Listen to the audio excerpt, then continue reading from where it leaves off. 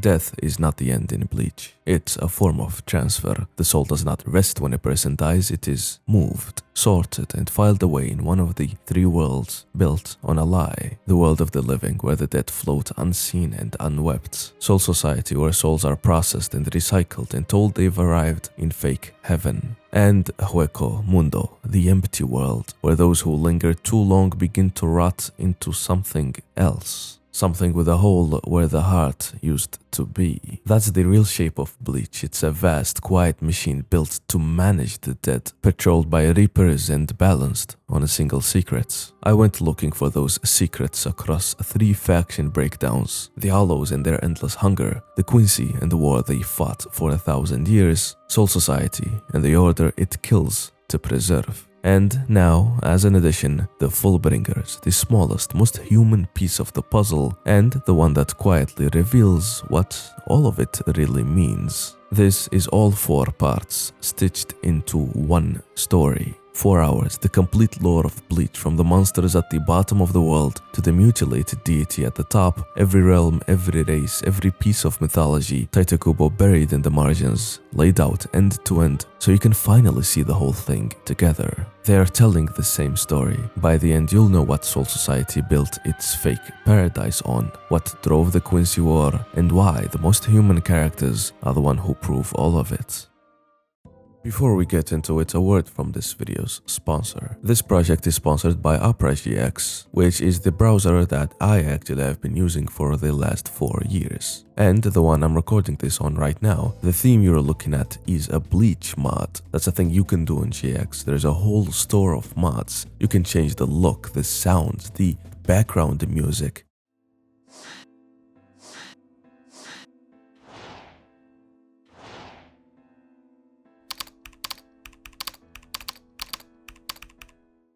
There's a Bleach one, a Berserk one, a Gojo one. Whatever anime you want, you'll probably find it in Opera GX's mods. You will simply install it and you can turn the whole thing on and off from the menu on the side. You can tweak and customize the whole mod as you see fit. It's also got a VPN built in for free, so if some anime you want isn't available where you live, you set your region to Asia, Europe, or the Americas and it's there. There is an ad blocker built in too. A couple of other things I like to use as well. There is a video pop-out feature, so you can pull whatever you're watching into a little window that stays with you when you switch tabs. And moving over from your old browser takes a second. You can bring in all of your bookmarks and history with you, and it still runs all of your Chrome extensions. Thanks for Opera GX for sponsoring this video. Use my link below to download Opera GX today. Bleach's world is broken by design. 3 separate realms stitched together by one powerful, yet absent being. Just like every single character, the world itself is flawed and barely held together, with different and naturally opposing beings residing in said world. Conflicts arise because of that opposition, and because certain people have different views on how this world should be. At its core, there is a balance to be kept, and there are disturbances to that balance. Shinigami are soul reapers. They were once known as balancers, because in this world, it's their duty to keep everything stable, everything balanced. If we go back millions of years in the past, reviewing what we know about this entire world's history and its evolution, the Shinigami have always been in the center of action, engineering this universe and operating within it to maintain a specific order. Long ago, this world was very different. There were no separate realms connected and bound together. It was just overall chaos. Life and death as concepts did not even exist. All of creation was in a state of ambiguity. Only an unstable and waning world that took thousands of years to cool down, until Hollows became a part of the cycle. They started devouring others and at a certain point stopped the cycle of souls.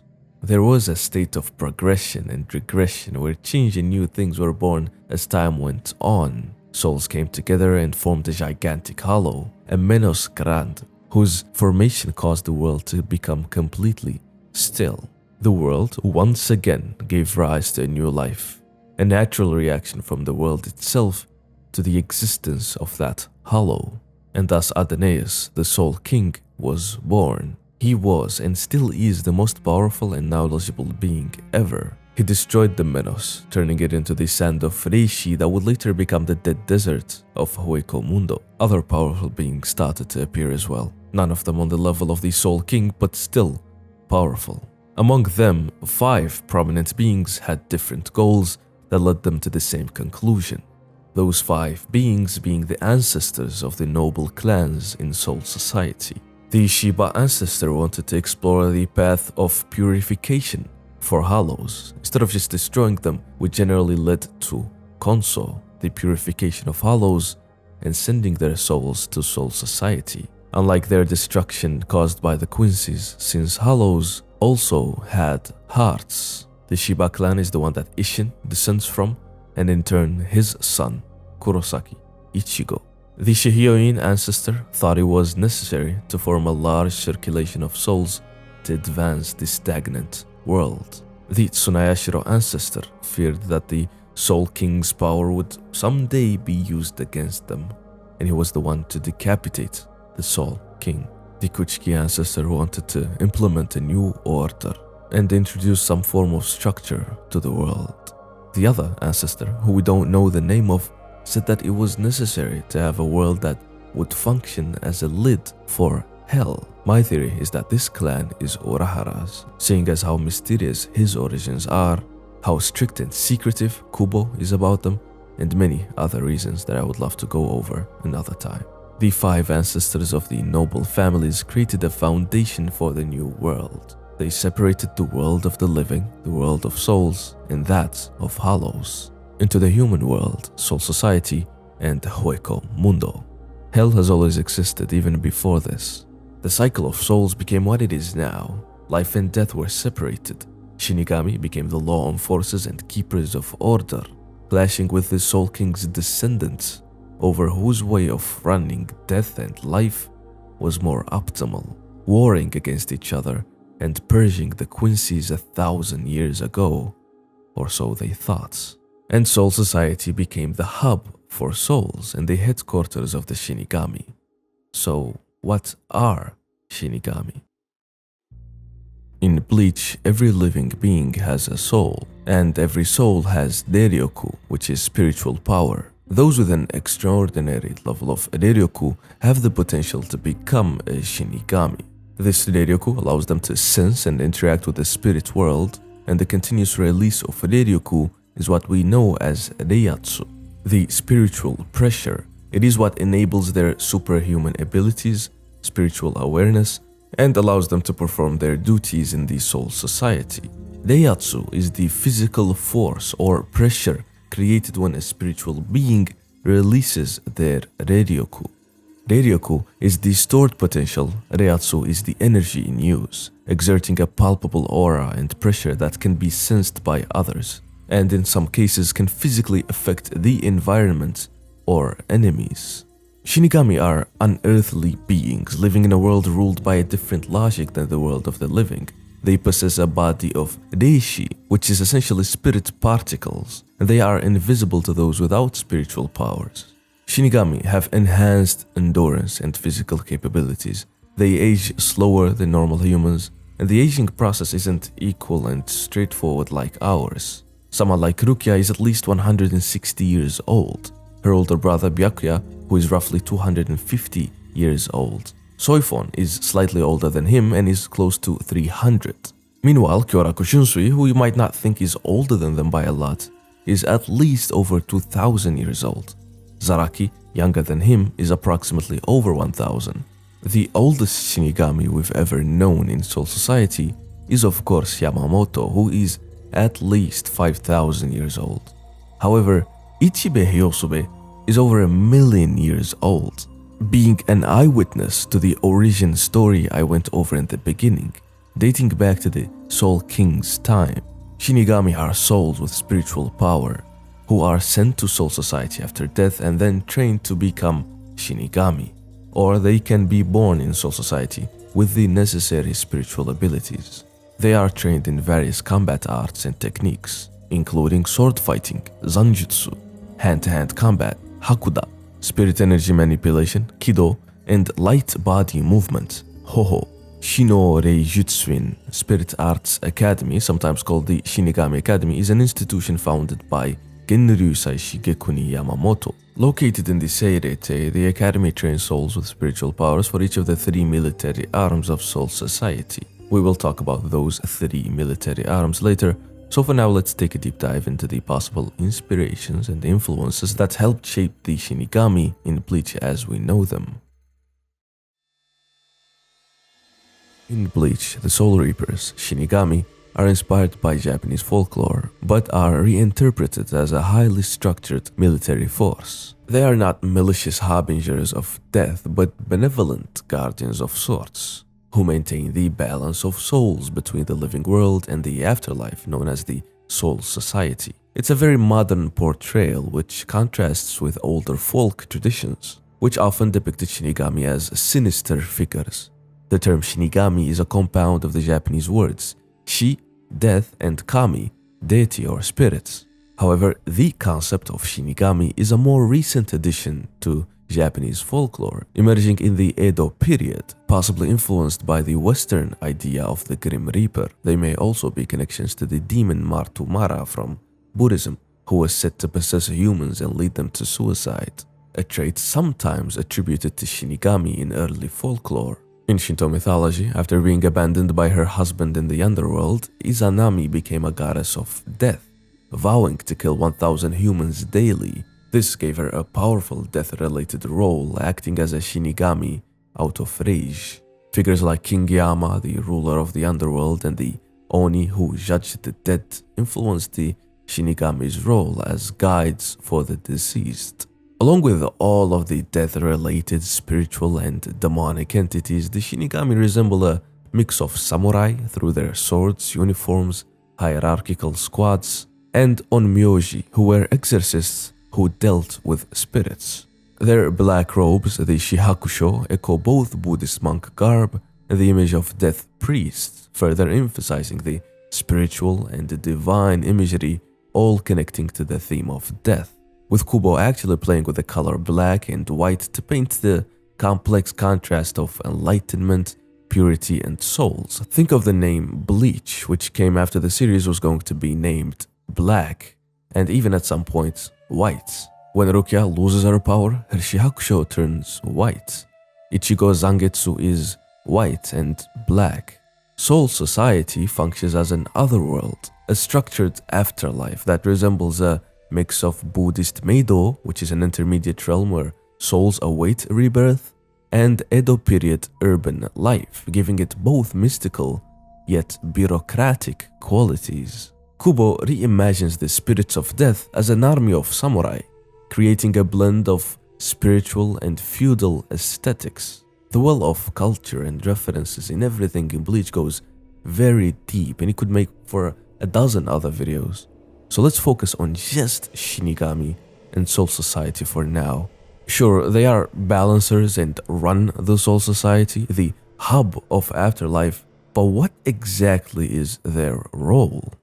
As balancers, Shinigami's primary role is to guide souls, known as pluses to the Soul Society, and they purify corrupted souls, hollows, to maintain the natural flow of life and death, much like the traditional psychopomp figures who guide souls. The Shinigami's role in governing the cycle of souls between the worlds reflect the Buddhist concept of transmigration. Their actions attempt to control and stabilize this cycle, even though it is fundamentally uncontrollable. A central theme involving the Shinigami is their symbolic role in maintaining and sometimes enforcing a stagnant status quo. The Shinigami were called balancers and see themselves as defenders of the 3 worlds' stable balance: the human world, Soul Society, and Hueco Mundo. This stance is in direct opposition to the Quincy, who symbolize progress and evolution. While the Quincy sought to destroy hollows to create a new world, the Shinigami's actions were meant to preserve the old one, leading to their brutal, centuries-long conflicts.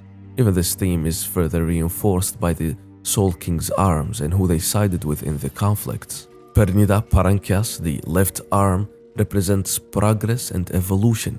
It is revealed to be on the Quincy's side, the very group the Shinigami tried to eradicate, for threatening the established balance. Pernida's constant evolution during battle and its eventual growth into an individual being mirrors a natural, unchecked change that the Shinigami fear.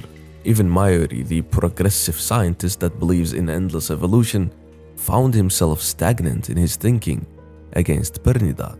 On the other hand, get it? Because, okay. Mimihagi, the right arm, represents stagnation and stillness. As the right arm of the Soul King, Mimihagi attempted to maintain the status quo by stopping Yuhabaha's progress, standing in his way.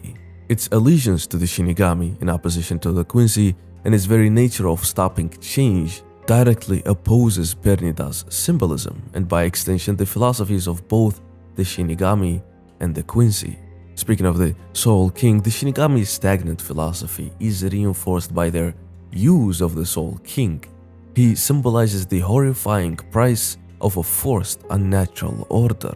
The Shinigami's ancestors, which included the heads of the great noble families, brutally dismembered and sealed the powerful original Soul King to create the modern three worlds. The true nature of the Ryo is revealed as the foundation of the Shinigami's original sin. The Shinigami revere the Soul King as a distant deity, but in reality they have imprisoned the living being to maintain power and control. This exposed their supposed noble duty of balancing souls as a self-serving lie designed to prop up their own existence. It was the Shinigami that established the new order, and it is them that choose to maintain it this way. Maintain a lie. The Shinigami are not benevolent guides to paradise, but oppressive rulers of a false one. Their entire existence and purpose is tied to maintaining a system built on a sin. Their enemies, such as the Quincy and even Aizen, represent a challenge to this corrupt order, though they are often flawed revolutionaries themselves. The final arc reveals just how fragile this balance is. With the Soul King's existence threatened, the Shinigami's world begins to literally fall apart, demonstrating that their entire society was built on a crumbling foundation of hypocrisy and deceit, cloaked in honor and duty. The conflict between Sosuke Aizen and Kisuke Urahara has been described as symbolizing the philosophical clash between the Ubermensch, a transcendent Superman, and the last man, someone who has lost aspiration. From Nietzsche's philosophy, the Ubermensch is a figure who rejects conventional morality and creates their own values, striving for a higher form of existence by constantly overcoming themselves. Aizen Sosuke exhibits many of these traits, but his journey ultimately fails the core tenets of Nietzsche's concepts. The last man in Nietzsche's philosophy is the opposite of the Ubermensch. This figure has grown complacent, shunning risk and aspiration in favor of comfort and security. They accept the status quo and see no need to strive for anything greater. Urahara fits this role in Aizen's eyes, though his motivations are far more complex. This philosophical clash between Aizen and Urahara is central to the Bleach narrative and sets the stage for the entirety of the story. However, we will talk about that in another day. Shinigami are gatekeepers of an imperfect heaven, so let's talk about it.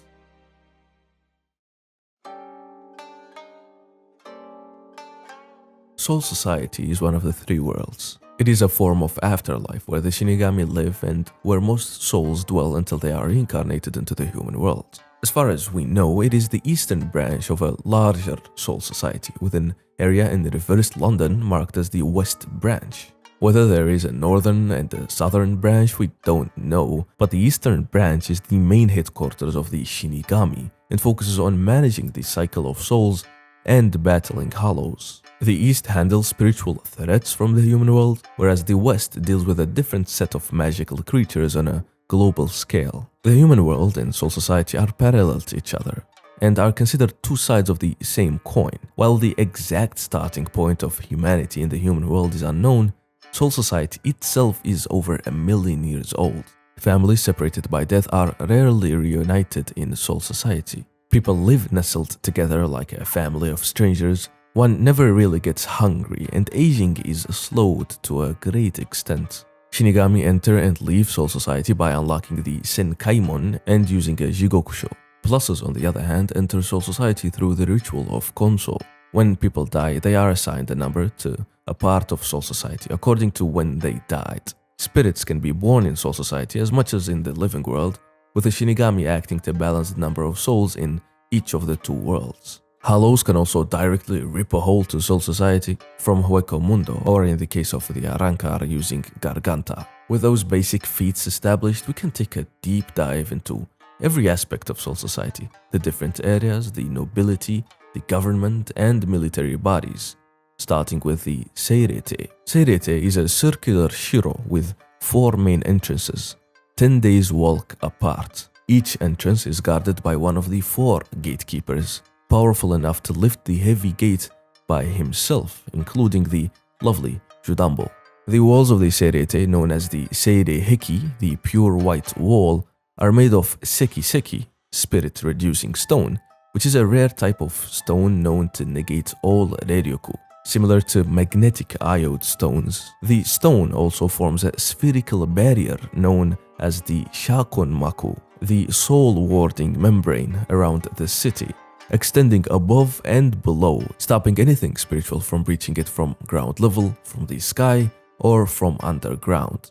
The wall that surrounds the Seirete is commonly held up, only closing down when there is an emergency. When it is not down protecting the Seirete, the wall protects the Soul King Palace, located in an inner dimension somewhat above Seirete. Information about the Seirete is confidential. What is known is that at the center of the Seirete is a white tower known as the Senzaikyu, where criminals are imprisoned. On the hill adjacent to it is the Sokyoku, where prisoners are executed. Those permitted to live in the tranquility of the Seirete are Shinigami and the noble houses. Shinigami live in the division barracks, while high-ranking officers commute from their own homes. The majority of the residents of the Seirete, nobility or normal Shinigami alike, do not really interact with the citizens of Rukongai. However, residents of Rukongai, like Rinji and Rukia, are allowed to apply for the Shinyo Academy, which is often the only escape from the poorest conditions of Rukongai. If the Seirete is where the Shinigami, government, and noble families live and operate, then the Rukongai is where most other normal souls live, varying in degree when it comes to living conditions, but generally known to be bad. Rukongai is divided into 320 districts, 80 districts in each cardinal quadrant. Each district is numbered in ascending order based on how far they are from the center. This results in the higher numbered and farther districts decaying into slums. Thus, while District 1 is peaceful and lawful, much like the antiseptic lifestyle of early Edo era Kyoto, District 80, however, is a hard-scrapable, violent, crime-infested area that more depicts Heian era Kyoto. The duties of the Gotei 13 divisions include defending allocated districts of Rukongai. However, which division is responsible for which districts is not really stated. The living conditions in Rukongai decline sharply beyond the 50th district, with an increase in people wearing rags and no footwear. According to actual statistics from the last 550 years, no Rukongai resident wears sandals beyond District 59, so heads up for those who are thinking of renting there because it's cheaper. Rukongai is full of families that are not related by blood. People die at different times and different places, and it's rare for a person to find their family. Even if 2 people were to die together, if they do not receive tickets at the same time, they will not know where the other is. Remember when we talked about the Shinigami being balancers? Well, that does not only include cleansing hollows and guiding souls.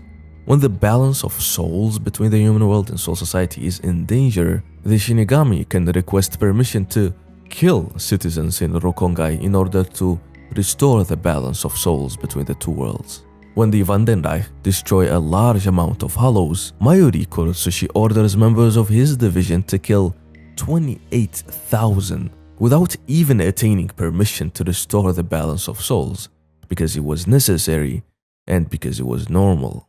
I've said it before, Soul Society, Rukongai included, is fake heaven. But even worse is that it's only a station between life and death, where you inevitably reincarnate as a brand new human and lose all of your memories and past. You get to live in the most basic at best and miserable at worst conditions, and even possibly be sacrificed for balance, devoured by a random hollow, or extinguished for the purpose of experiments by the likes of Sosuke Aizen.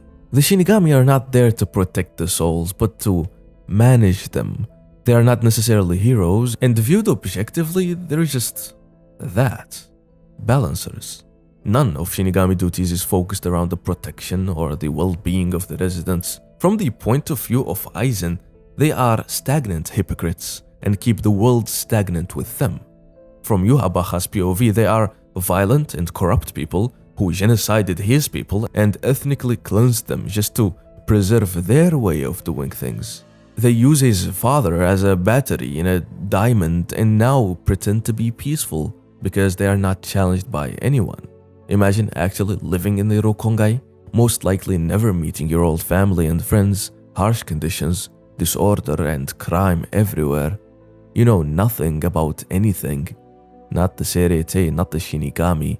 You live a long life that acts as a countdown to your factory reset, where you forget your memories, yourself, and are thrust anew as fuel and a new life. How long have you been here before? What number is this reincarnation? It's a cycle devoid of purpose and meaning, and it's one that knows no mercy. In Buddhism, samsara is the cycle of existence marked by suffering, and only humans can achieve enlightenment to escape it. In Bleach, souls are constantly recycled through the human world in Soul Society. Like I said, it's a system that offers no true peace, only an endless loop. According to the novels, souls in the Bleach universe never truly find rest. Those who escape annihilation by a Quincy are either reborn or sent to hell. Rukongai reflects this. The further you are from Serete, the more poverty and violence exist. So, even in the supposed afterlife, suffering is prevalent. The structure of Soul Society mirrors a feudal Japanese government, but with a deeply cynical twist, blended with the existential dread from the cycle of existence. In a sharp and intentional contrast to the feudal backdrop, Soul Society possesses advanced communication, technology, and scientific labs, and there is no way that this mix of old and new is not a deliberate choice by the creator, Tite Kubo. Continuing with the main theme of this video, I think this mix highlights the stagnant, isolated nature of the Soul Society's culture, despite its access to innovation. No matter how the Quincy and the humans evolve, the Shinigami stay the same. So who really runs Soul Society? The noble houses, especially the 4 noble houses, which are considered to be the highest of them all. Well, there are actually 5, like I mentioned at the start, but the 5th one is almost completely unknown to us, not even their name. People in Soul Society refer to the 4 families, meaning that not even they really know about the 5th one either. So the Shiba, which seem to have fallen out of grace over time for some reason, at least compared to the others, judging from the lack of privileges and them not living in the Serete.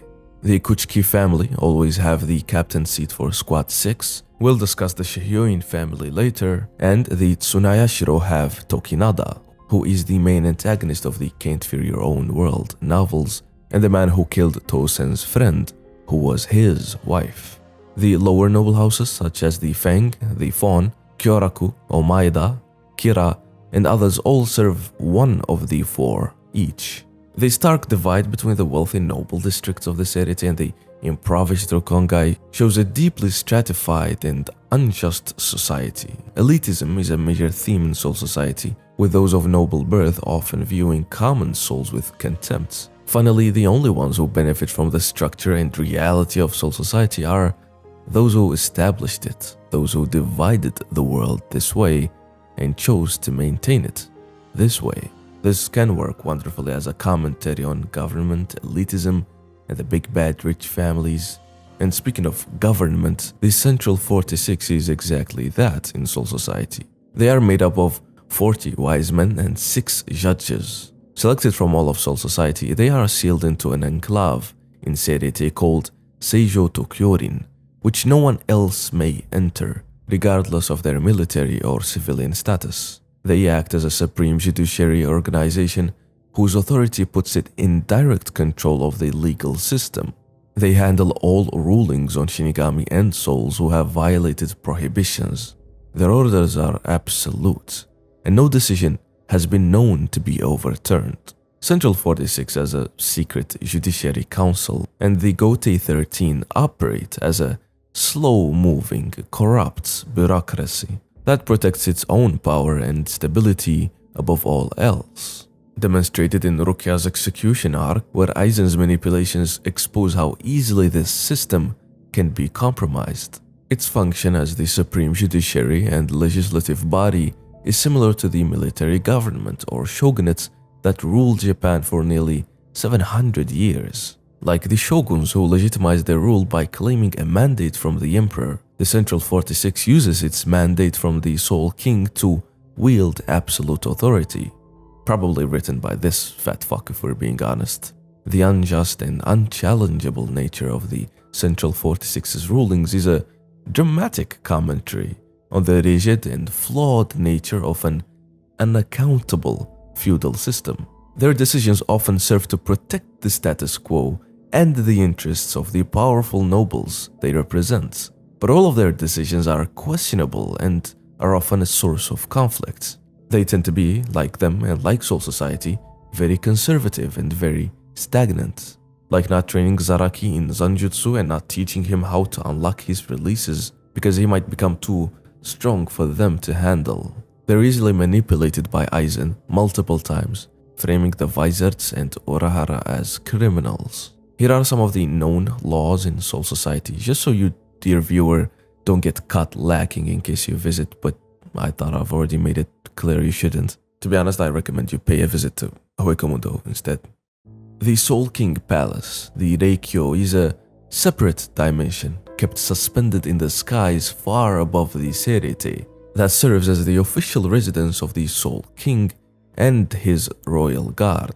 After the fall of the Soul King, it was reshaped by Yuhabaha into Va-Velts. The large floating cylindrical structure at the end is the main shrine, the Honden, the Soul King Greater Palace. This is where he resides. The 5 giant floating discs are the Zero Division Riden. On each disc there is a city, which the Soul King entrusts to each individual member. Each city is made up of multiple buildings and are specific to the guard and their powers. Tenjiro Kirinji's city contains a large underground area that encompasses healing hot springs called Kirinden. Kiryo Hikifune's city has a large area for food preparations, presentation, and dining, called Gatonden.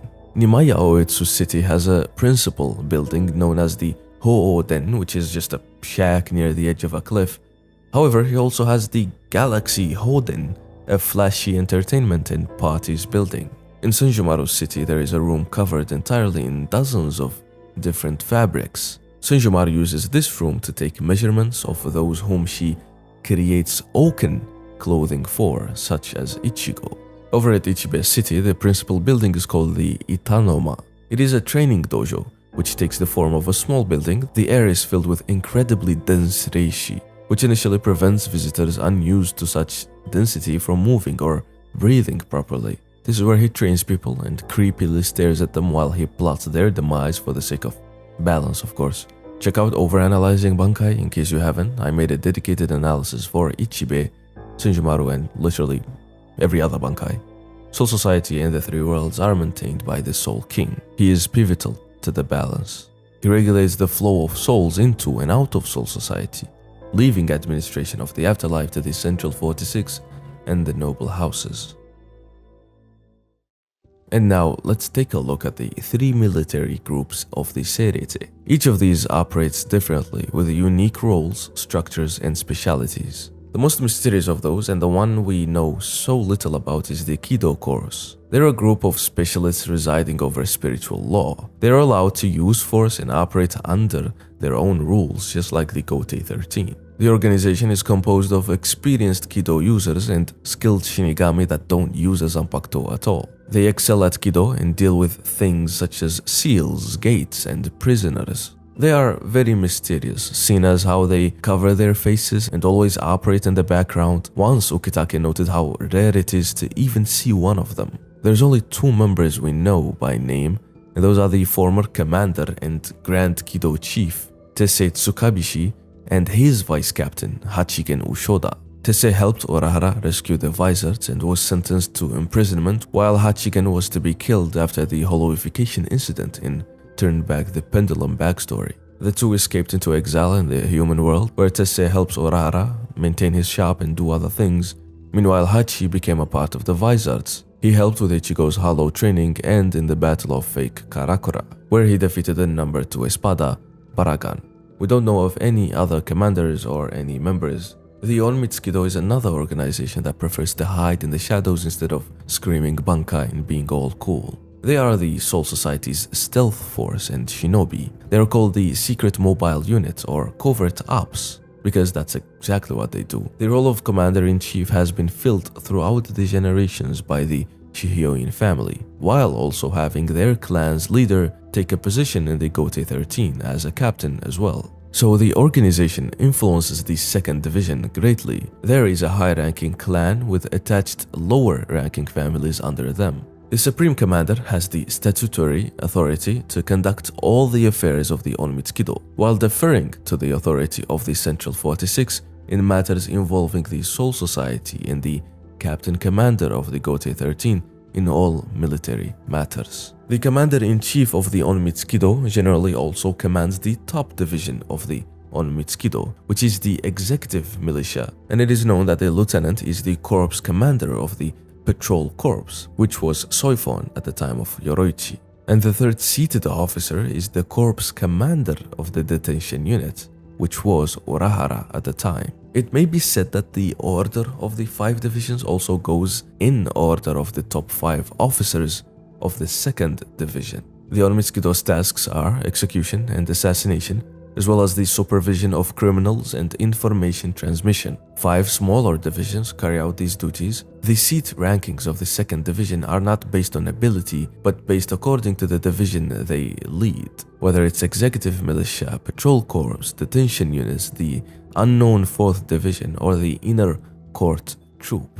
Urahara was in charge of the detention unit, where they imprisoned, tortured, and let criminals kill themselves. That's where Mayuri was being kept. Why? We don't know, but Urahara decided to release him in order to help him with the 12th division, in exchange of becoming the new captain if anything happened to Kisuke. Soifon was the 2nd in command after Yoroichi, and when the exile happened, she took charge and brought Onmitsukido and the 2nd division together when she grew in ranks and worked hard to keep the unit intact after the Shihyoin family lost that privilege which they've had for hundreds if not thousands of years. The last and definitely not least is the Gotei 13. 13 court squads are the military arm that defends the Soul Society. They function similarly to a military shogunate, enforcing the laws made by the ruling body. The Gotei 13, the organization of Shinigami, operates with a strict code of conduct and a military hierarchy, mirroring the disciplined culture of the samurai. It is the organization which most Shinigami join after graduating from the Shino Academy. It's split into 13 divisions, hence the name, with several divisions having certain specializations. The 4th division, for example, is the medical division. Meanwhile, the 11th division is the combat-focused division. The 12th division is the research/science division. Meanwhile, the 9th division is in charge of newspapers and magazine-related duties. It is unclear if the other divisions are specialized as the 4 above, as the 4 above are the only ones who receive any significant attention apart from their members. Additionally, the Onmitsukido is effectively under the control of the Gotei 13 because they've become one with the 2nd division and are directly under Soifon. The Gotei 13 seems to have some superiority and little authority over the 2 other branches. The 13 Court Squad serves as a military force with its primary responsibilities consisting of the defense of the Serete, the center of Soul Society, the deployment of division members into enemy territory for combat operations, the deployment of task forces as defensive measures in the human world, the guiding of souls to Soul Society, etc. The Gote 13 does not normally work as a cohesive unit. The command is generally left to the discretion and oversight of each division's captain, and they have the full control to run their division however they see fit. It's actually very rare for all squad members to be a combined front and see others at all. Only when Central 46 or the captain commander calls for it. Just thinking about it, we only get to see the captain's meeting when there is a major crisis, and that was no more than 4 or 5 times, one of which was 100 years ago. Captains tend to attend captain promotions, punishments, and meetings for unified efforts. Aside from that, it is very uncommon for even lieutenants to meet each other, let alone captains. Speaking of lieutenants, each one is the second in command of their respective squad, serving as the executive officer to the captain. The lieutenant is responsible for supervising daily operations and takes over as the substitute captain if the captain is absent or unable to perform their duties. Since they are the second in command, there also tends to be the third in command and the fourth and the fifth. These are called seated officers, numbered in an ascending order based on hierarchy. There is usually 18 seated officers per squad, ranked from 3rd seat to 20th seat, in addition to the captain and his lieutenants. Each seated officer has a set of Shinigami under his command, and each division is made up of roughly 200 Shinigami. A captain has full control of his squad, and he may turn it or transform it into whatever he wants. He has the authority over everything in the squad and can choose his lieutenants and members however he sees fit. To be a captain, you must have a Bankai, unless of course you're stronger than all of them and don't even need it. To be a captain, one must be recommended by another captain and undergo a test witnessed by the captain commander and at least 2 other captains, like when Yoroichi recommended Urahara for the 12th Division after Kiryo Hikifune left. This recommendation and trial system is necessary, unless of course you just kill another captain and take his seat without bothering with all these formalities. The Gote 13 to me are 100% inspired by the Shinsengumi, and I will not take another answer, not even from Kubo himself. The Shinsengumi was a special police force for the Tokugawa shogunate during Japan's late Edo period. Let's go over the parallels between the two and see how close this comparison actually is. The Shinsengumi emerged during the Bakumatsu period to defend the Tokugawa shogunate from pro-imperialist rebels in Kyoto. Their mission was to restore and maintain order through force amidst political collapse. Similarly, the Gote 13 was founded by Genryusai Shigekuni Yamamoto over 1,000 years before Bleach's main story, created as a ruthless force to impose order on a chaotic soul society. With time, both organizations evolved from killers to a sort of keepers of the peace. Both organizations operated under strict hierarchies. The Shinsengumi were led by Commander Kondo Isami and Vice Commander Hijikata Toshizo, whose authority was absolute. The Gote 13 mirrors this structure. 13 captains led by a captain commander whose word is law. Their councils decided the fates of their worlds, often through rigid and militaristic order. Feared as much as they were respected, both groups earned bloody reputations. The Shinsengumi became infamous for their merciless suppression of enemies, especially after the Ikedaya incident. Likewise, the original Gote 13 were known as a band of murderers. The Shinsengumi enforced a harsh internal code, where even minor violations could lead to seppuku. Hijikata Toshizo's iron discipline earned him the title Demon Vice Commander. The Gote 13 also live under an unforgiving hierarchy. Disobedience or betrayal, as seen with Sosuke Aizen, Urahara, and Rukia, is treated as high treason, punishable by death.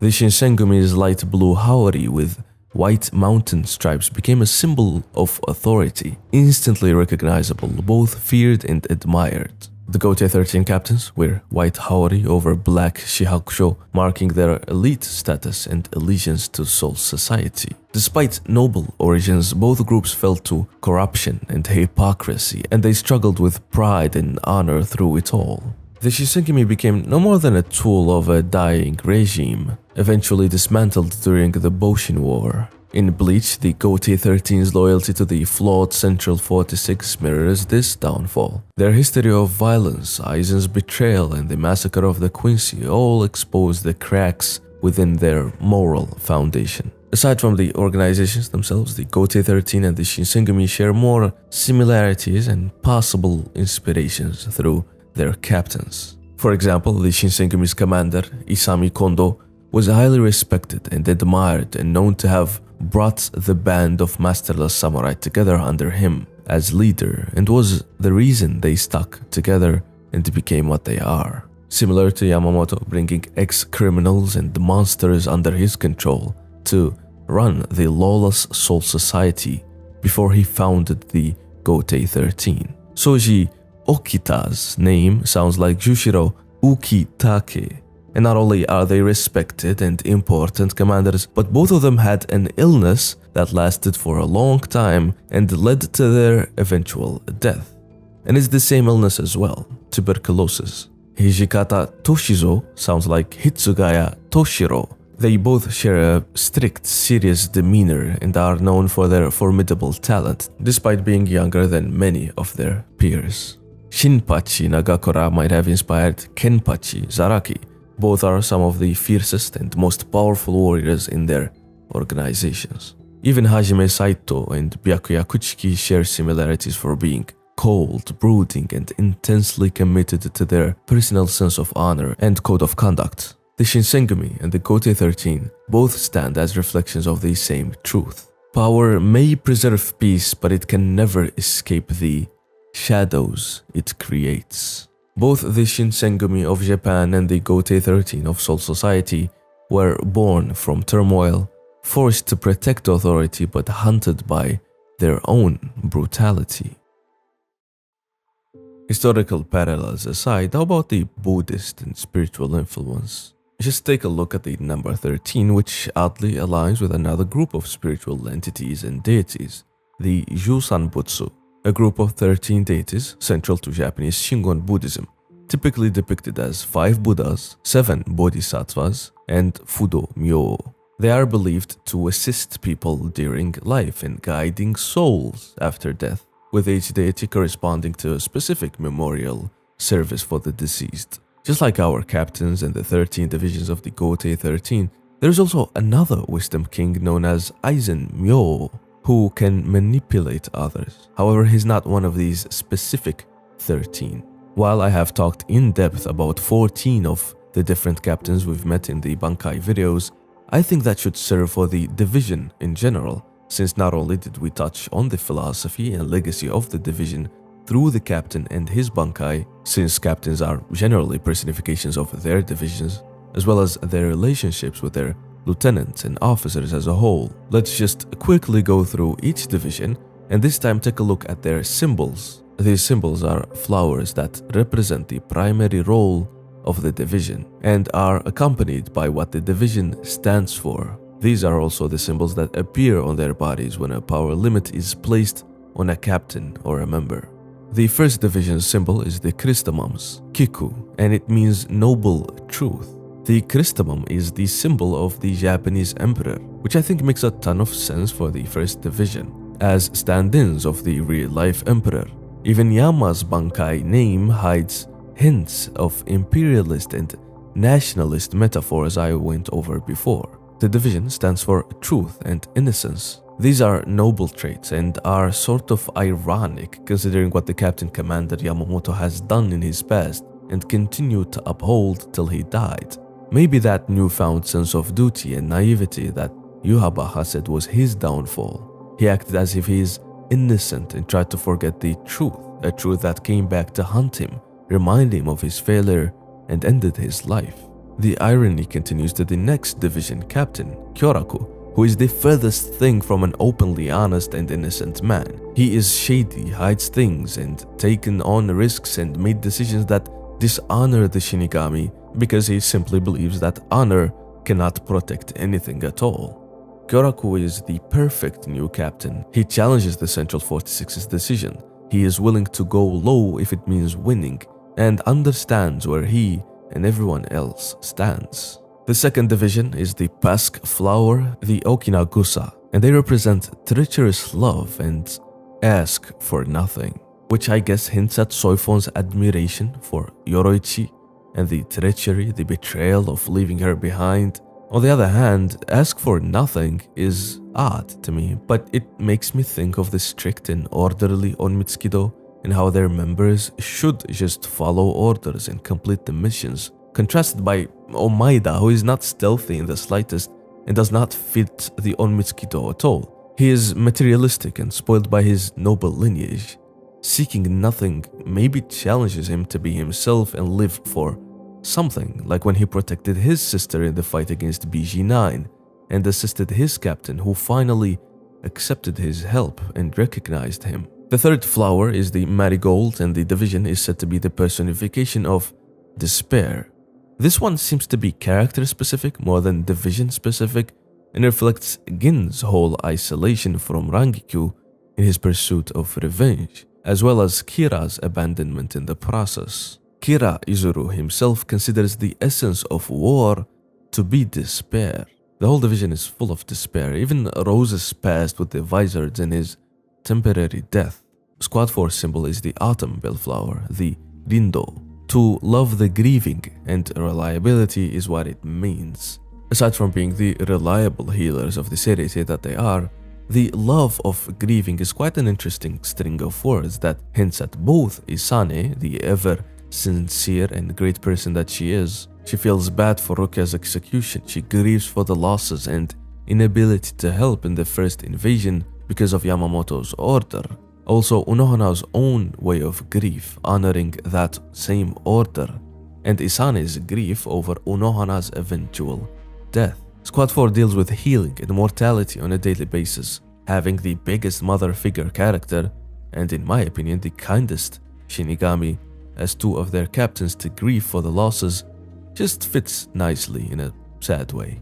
Division 5 has the Lily of the Valley, and they represent devotion and dedication, but also sacrifice and victim. A clear indicator of Hinamori's fate. Dedication and devotion on the surface might still suit the division, but ultimately, Hinamori being a victim and the sacrifice of Aizen's ambition is very starkly foreshadowed in this, especially if we factor in the previous and also newly reinstated captain, Hirako Shinji, who was another sacrifice and a scapegoat for Aizen's plans. Division 6 is symbolized by the camellia or the tsubaki. They stand for pride and unwavering elegance, which just fits properly since the captain, as far as we know, has always been the head of the Kuchiki clan, the most proud and elegant of them all. The red tsubaki is also kind of a classically samurai-associated flower on its own. When the camellia dies, the flowers drop off their stems without wilting, and it's seen as a kind of metaphor for samurai ethics. Better to die quickly and with your good image intact than suffer the indignity of a prolonged wilting.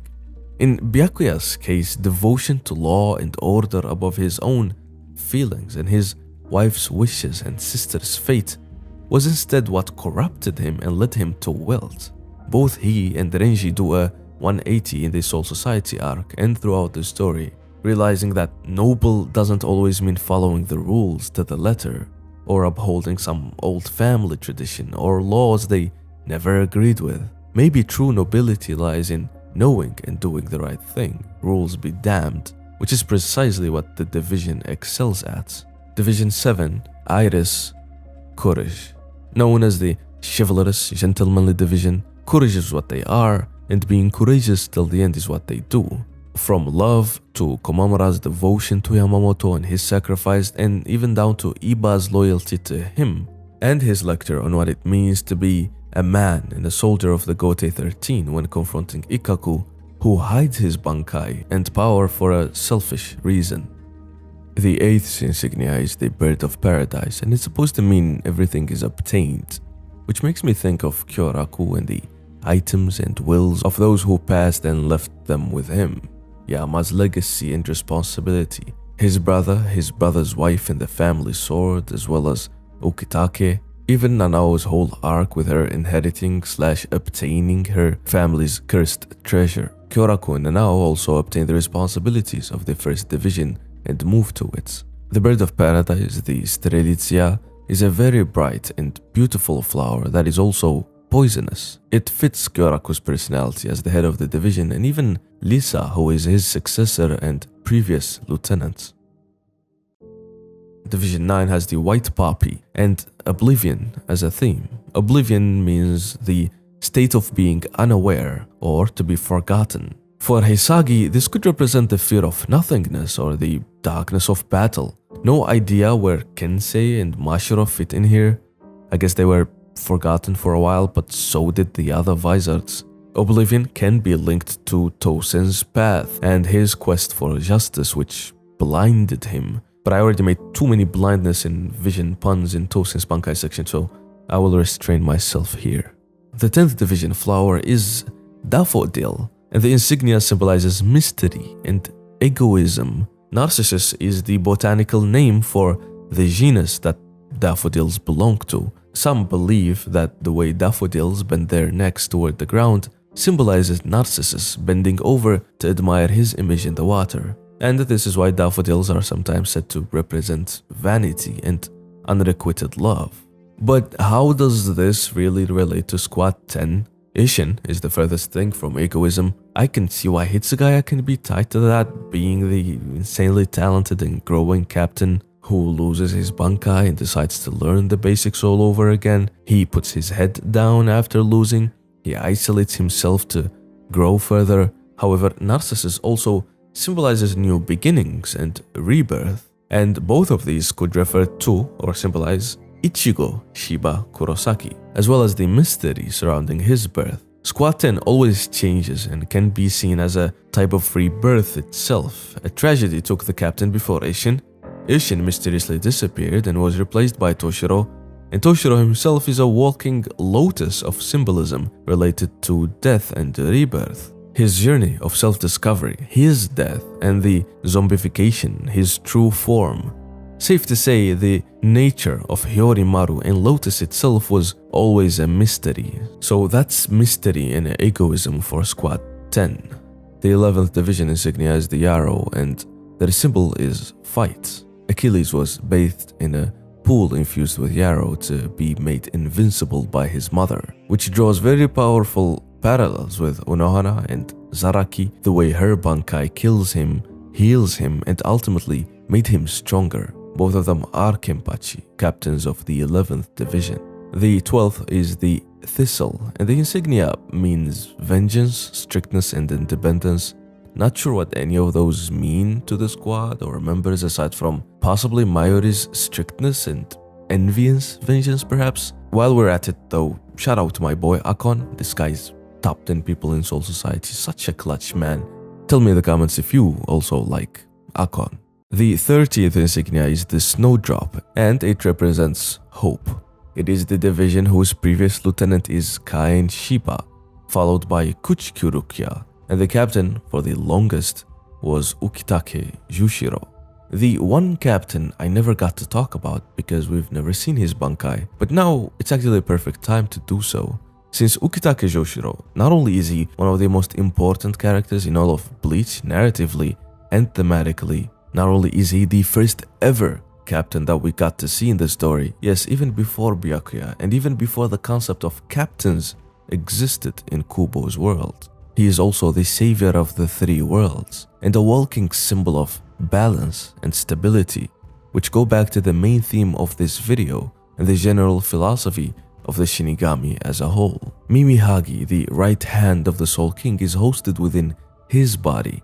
It saved him from death as a kid, and in exchange he became a vessel for it. Mimihagi, like I said earlier, represents stillness and stability. It stabilizes his health to an extent and prevents his death as a child, allowing him to continue living for thousands of years, making him one of the oldest captains ever. Interestingly, his name, Jushiro, means 14th child, which hints at him being the 14th in the family. But canonically, we only know of his younger siblings, so how is he the 14th? Unless 13 of them died before he was born. which would explain his parents' fear and paranoia that led them to Mimihagi. Naming a child after a number happens when there was no hope of him surviving at all, and especially in harsh times like theirs, living in one of the poorest and worst areas of the Rokongai.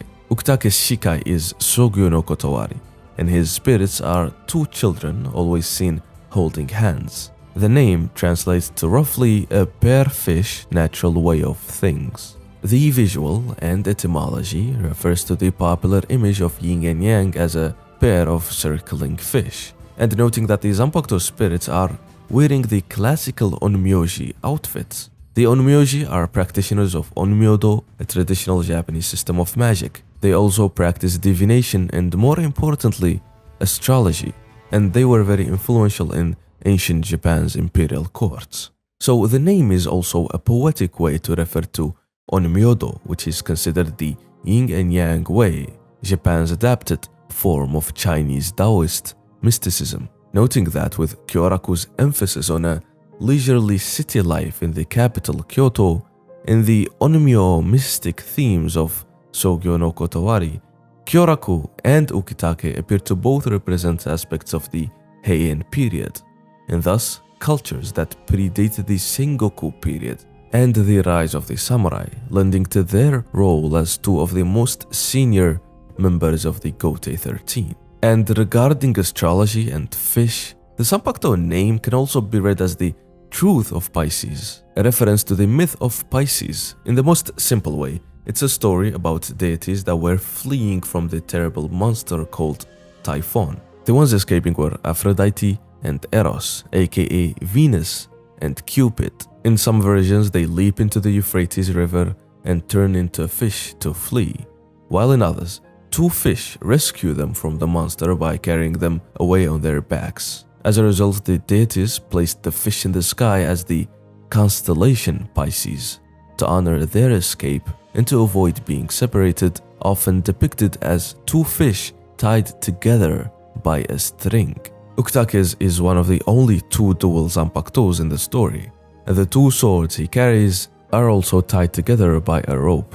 His Shikai absorbs energy and releases it back, and his release command is, "Waves become my shield, lightning become my blade," bringing to mind the visual of an ocean storm. But what about lightning and the ocean connects to the previous observations we discussed? Well, remember Pisces? It is co-ruled by both Jupiter and Neptune, and by looking at the names of the ruling planets of the very same Pisces, it all makes sense. Neptune is the deity of the sea, and Jupiter is the deity of thunder. Thus, Ukitake Jushiro calls on the power of waves and lightning, yet another duality to this man's lore. The Zanpakuto itself, just like Kyoraku's, is another duality as well. Now, Kubo has answered in Club Outside that the twin fish does not refer to Pisces, but rather an ancient Chinese poem titled Passing the Well Under the Great Wall. Back then, twin carp were a pair of wooden fish. You put the letter inside to avoid damage while it's being transported. Kubo said this inspired him in designing Sogyo no Kotowari, and how it delivers power back and forth like the letter. I am not that into astrology myself, but I just find the earlier stuff way too close to home to not be intentional, but those are the man's own words. I was thinking about why the two children look exactly like Ukitake as a child. White hair, green eyes. Other Zanpakuto spirits don't look like their wielders aside from Zangetsu, but that's a really unique case because of the hollow. But this scene where Ukitake and Mimihagi make their pact explains everything, where Mimihagi becomes one with Jushiro and even takes his form. After all, Zanpakuto spirits are shards of the soul that represent the wielder's inner self. In this case, the inner duality of balance, caused by Mimihagi, who represents exactly that. Ukitake is a pillar for balance in Soul Society, a walking duality that continues to live for a single purpose, to be the host of the right hand. He is peaceful, gentle, and wise. He has zero relevant fights, no rivalry with anyone, no conflict with anything, other than with himself. Remember the 13 Jusan Butsu I talked about earlier? Well, in Japanese Buddhism, Jusan Kaiken is the 13th memorial service, and it ensures that the soul crossed all 13 thresholds in the cycle of rebirth.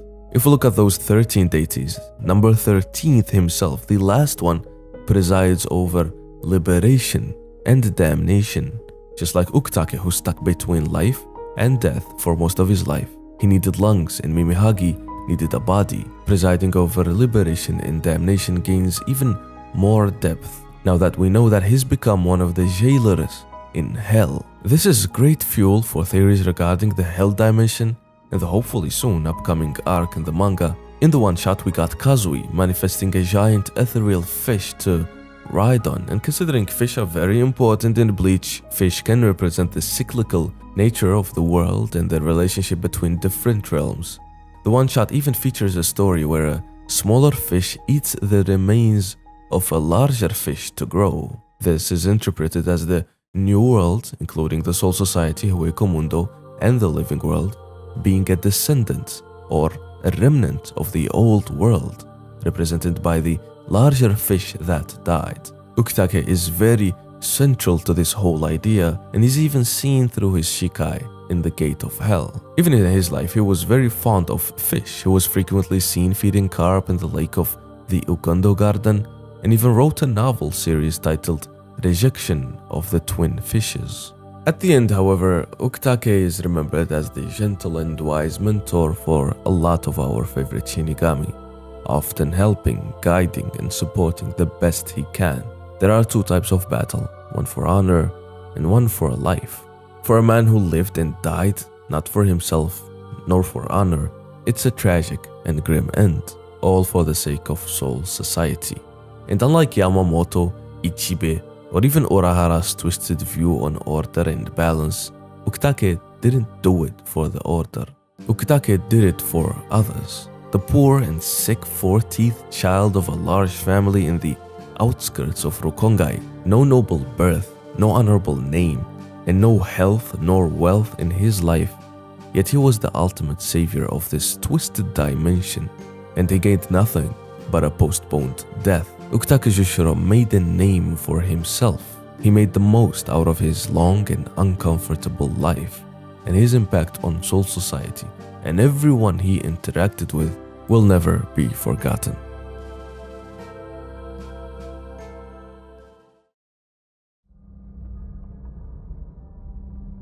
The world of Bleach is miserable. Humans live in ignorance about their reality. Their world is equally a field for wandering souls. Regretful and sad spirits roam and are often devoured by monsters. Upon death, souls are either recycled, reincarnated, devoured, or mangled into hollows. Soul Society is a messed up station between life and death, governed by controllers and balances that see souls as foundational resources to moderate and use to maintain balance and a semblance of order. It's the furthest place from heaven. Souls mostly live in poverty, or if they're lucky enough to not end up in one of the most dangerous and criminal-filled districts, then they just wait to die, get rebirthed as new humans, and eventually forget their past once again. And then there is Hueco Mundo, which, aside from hell, is the most messed up place in Bleach's cosmology. The name Hueco Mundo, empty world, says it all. It's a place devoid of meaning, inhabited by beings mostly devoid of hearts, conscience, and fulfillment. Whether it's the monsters that lack awareness and are driven by a primal and endless hunger to consume souls, or the ones that ascend and become more human-like, but are still hollow from within, spiritually and literally, living a meaningless existence with nothing to look forward to, no rest or solitude in their loneliness. So, what are hollows in the first place? Souls of the deceased, called pluses, exist in the human world. If a plus doesn't pass on to Soul Society, they undergo encroachment, which involves the erosion of their chain of fate, which connects them to their physical body. As the chain of fate erodes, the plus experiences pain and transforms into a hollow. The final erosion of the chain results in a hole in the chest where the heart used to be. The soul's body disperses and reforms into a hollow, complete with a mask. They lose their identity and most, if not all, of their memory and become mindless beasts. Hollows are born when a soul lingers in the human world without proper guidance. It becomes vulnerable to negative emotions like despair and regrets, which starts the encroachment process. They stay in the human world because they are too attached or too regretful about something or sometimes someone. They usually end up killing that someone because they lose themselves and lose control because they're simply too obsessed, too hungry, too empty. The hollow hole in their chest and mask represents their lost heart and individuality. They are driven by instinct and a desire to consume souls, both human and spiritual. Some powerful hollows retain intelligence and vary when it comes to the degree of consciousness and awareness they have. However, all of them are either too hungry, too aggressive, or too hollow. Hollows come in various forms and various levels of strength and intelligence. There are the basic and normal hollows, and there is everything that comes after that. In the Bleach universe, Menos are a classification of powerful hollows that have evolved beyond basic hollow forms. They are further divided into 3 types: Gillians, Adjucius, and Vastolords in ascending order of power. Each type represents a stage in the evolution of a hollow that has consumed a large number of souls, with Vastolord being the rarest and most powerful type of hollow. Gillians, also known as Menos Grande, are the most basic and abundant type of Menos. Gillians are large, hulking creatures formed when numerous hollows merge after consuming a large number of souls. They are relatively slow and lack intelligence, often serving as foot soldiers in large numbers. Adjucius is an intermediate stage of Menos evolution. Adjucius are smaller and more intelligent than Gillians, with unique appearances and a greater degree of individuality. They are formed when a single hollow's personality dominates the Gillian and begins to consume other Gillians and even other Adjucius.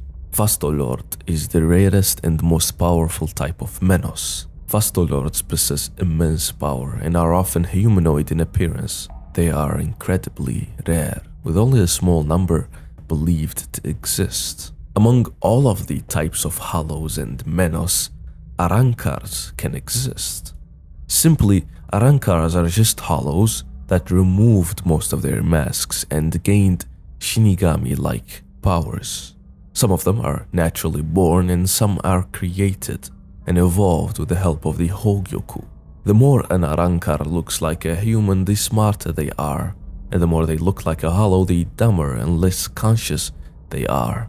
An astigma is the fragment left from their masks. It's a crest for them, as per the name.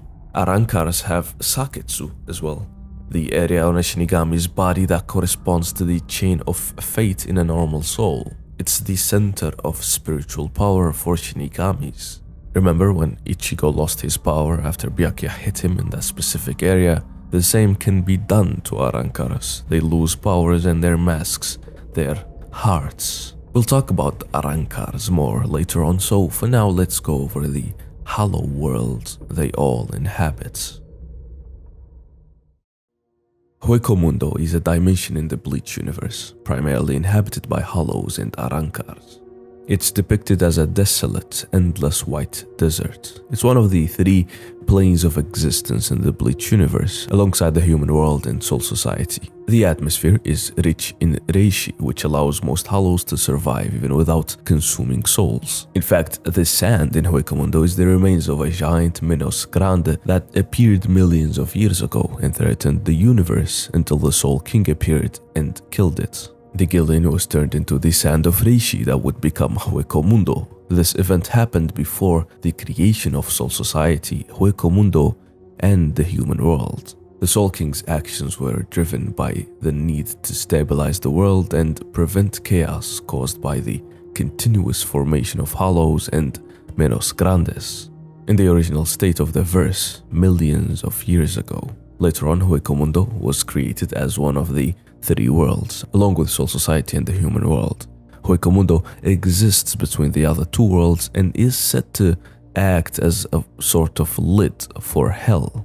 The dimension is visually striking, featuring a barren, desert-like landscape under a perpetually dark sky, with quartz-like mineral formations resembling trees and a moon with an opposite lunar cycle to that of Earth. Huecomundo is a place no one would want to spend a day, let alone eternity. It is a crucible of loneliness and loss, where both physical and metaphysical humanity has been dissolved from souls. For one hollow enemy is so intense that he divides himself into two beings just to avoid it. In Huecomundo, hollows have the burden of loneliness and damnation that will not end until they die by ceasing to exist, the worst fate of all. The dangers of the wild are ever present in the form of inadequate shelter and the threat of being consumed by each other. Either their souls are cleansed by a Shinigami and they can return to a soul that goes to Soul Society, or they can be destroyed forever by the Quincy's, falling off the wheel of life by becoming nothing. It's the opposite goal of attaining enlightenment and becoming a consciousness that is one with everything, like the many themes this world is built around and within.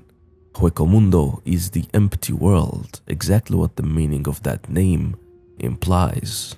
Huecomundo was once ruled by the undisputed king of the Hollows, Baragan Louis Zanbern, who Aizen coercively deposed to reterritorialize the kingdom of the dead as his new base of operations.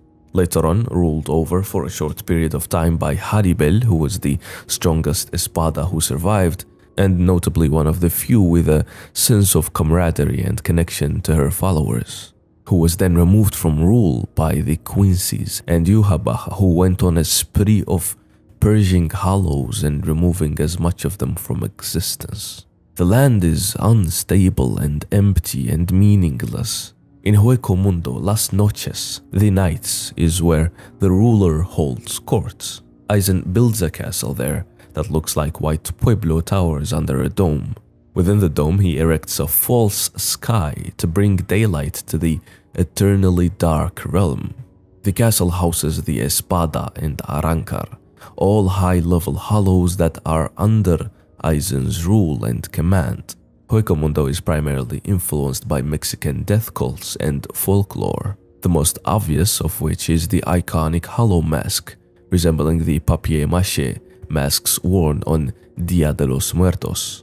Importantly, Huecomundo and its capital, Las Noches, resemble the Mayan underworld known as Xibalba, an eternally dark desert kingdom with hundreds of individually built structures and spires, not unlike the cylindrical marble towers spread throughout the wasteland of Kubo's Huecomundo.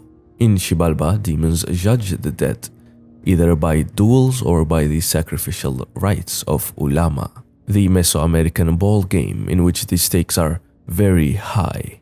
The winner lives in eternal peace and the loser suffers in the dark desert. Like Xibalba, Huecomundo is also a horrifying Darwinian hell.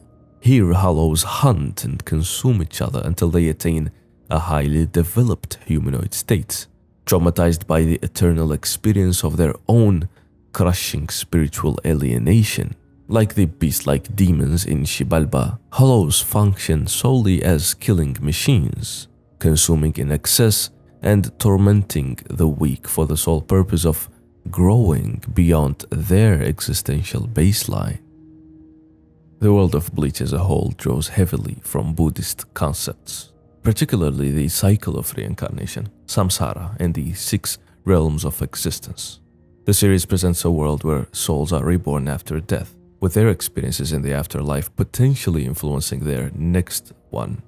Hollows are depicted as spirits trapped in a cycle of suffering and hunger, similar to the preta, hungry ghosts in Buddhist cosmology. And those preta have their own realm, much like Huecomundo, called the Preta realm. As an extension, the other realms of existence in Bleach can be linked to the other 5 in the Samsara. Hell is Naraka, the Hell realm, Kamamura's clan hints at the existence of the corresponding animal realm, but one theory of mine is that Las Noches, the castle within Hueco Mundo, might just be the animal realm of this world, with all of the animal inspirations and the imagery of the Arancars who transcended the average mindless hollows and gained aspects of humanity along with animal attributes, keeping in mind that human is also an animal himself. They were all subjugated and domesticated by Aizen. Numerous types of hollows live in Hueco Mundo, all of whom lust to devour souls. They all have animal traits, but the one that can behave and follow rules get to live in Aizen's castle. The world of living is clearly the human realm.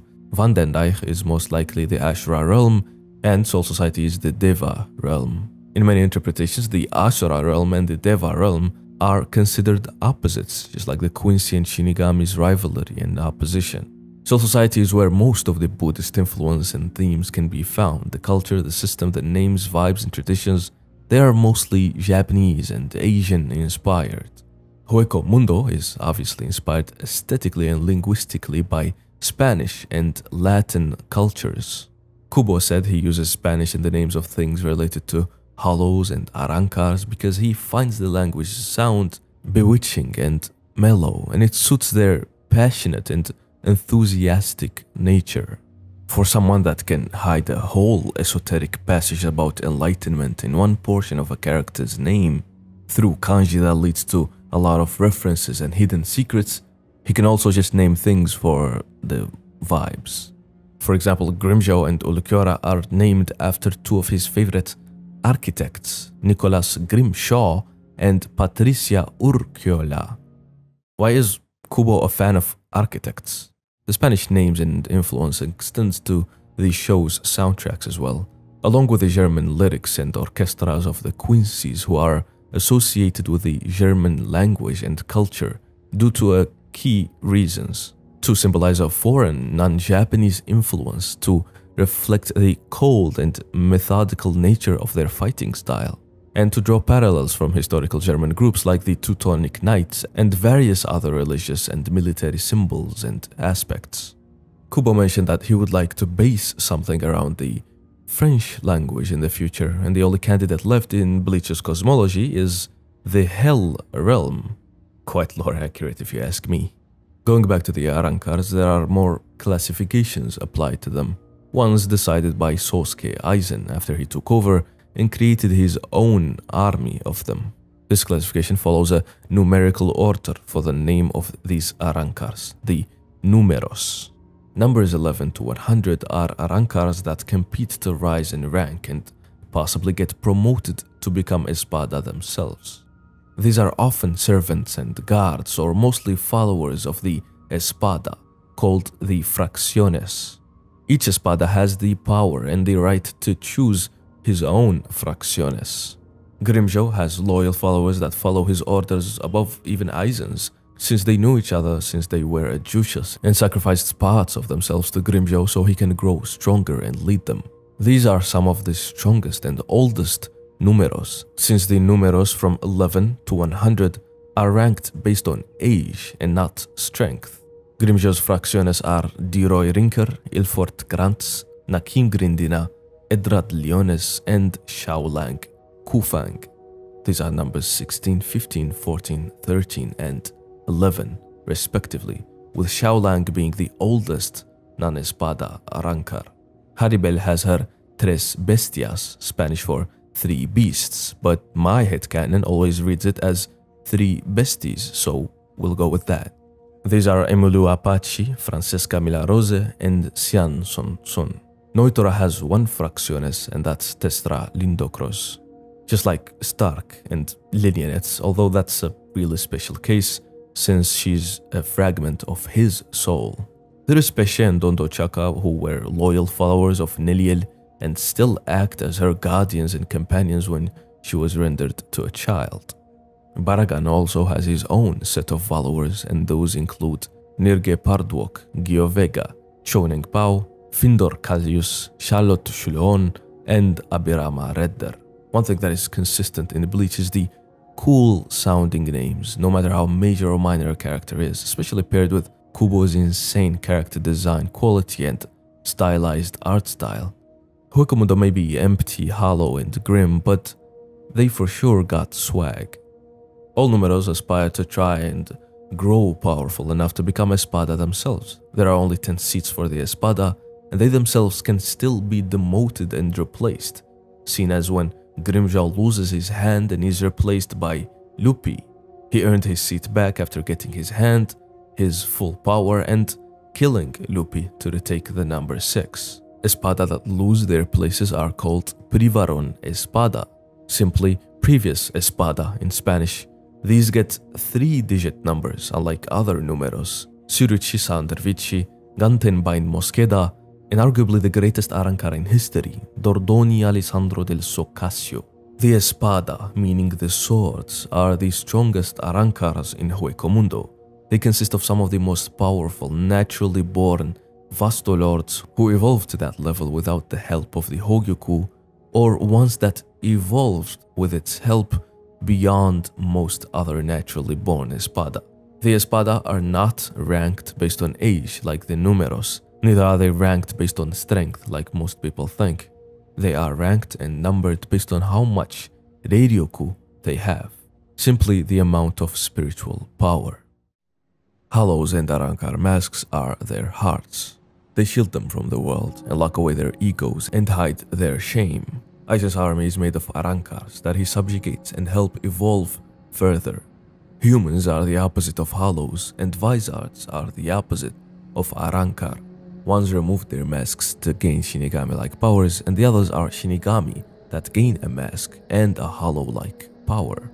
Of course, Aizen causes all of this, be it the Vizards, indirectly Ichigo, and Tosen, or even the opposite of that, since he accelerated the Arrancar's evolution through the use of the Hogyoku. Just like Shinigami Zanpakuto, Arrancar's abilities are reflections of themselves that align with their themes and motives, being even more grounded than Shinigami, since each Arrancar has a specific animal theme, and on top of that, in the case of the Espada, each of them represents a specific aspect of death. Shinigami manifest their Zanpakuto spirit by using an Asauchi as a medium. They imprint their soul on it, spend time with it, and embrace it in order to develop. However, Arrancar Zanpakuto are born with them. It's said that when their masks break, the broken fragment turns into their Zanpakuto, so it's a literal extension of their heart and soul. The Arrancar Zanpakuto locks away their spiritual power, and when they release it, it doesn't grant them some new ability, but rather unleashes their true hollow power and their form. They go back to a previous version of themselves. So not exactly like Bankai, but not too different either. The Shinigami Zanpakuto is used as a way to manifest their inner power into the outer world. Their Zanpakuto spirit is not inside of the sword, but in the Shinigami's inner world. The blade is just a medium for that. Arrancars, however, use the resurrection to unleash their full power and assimilate with their sword.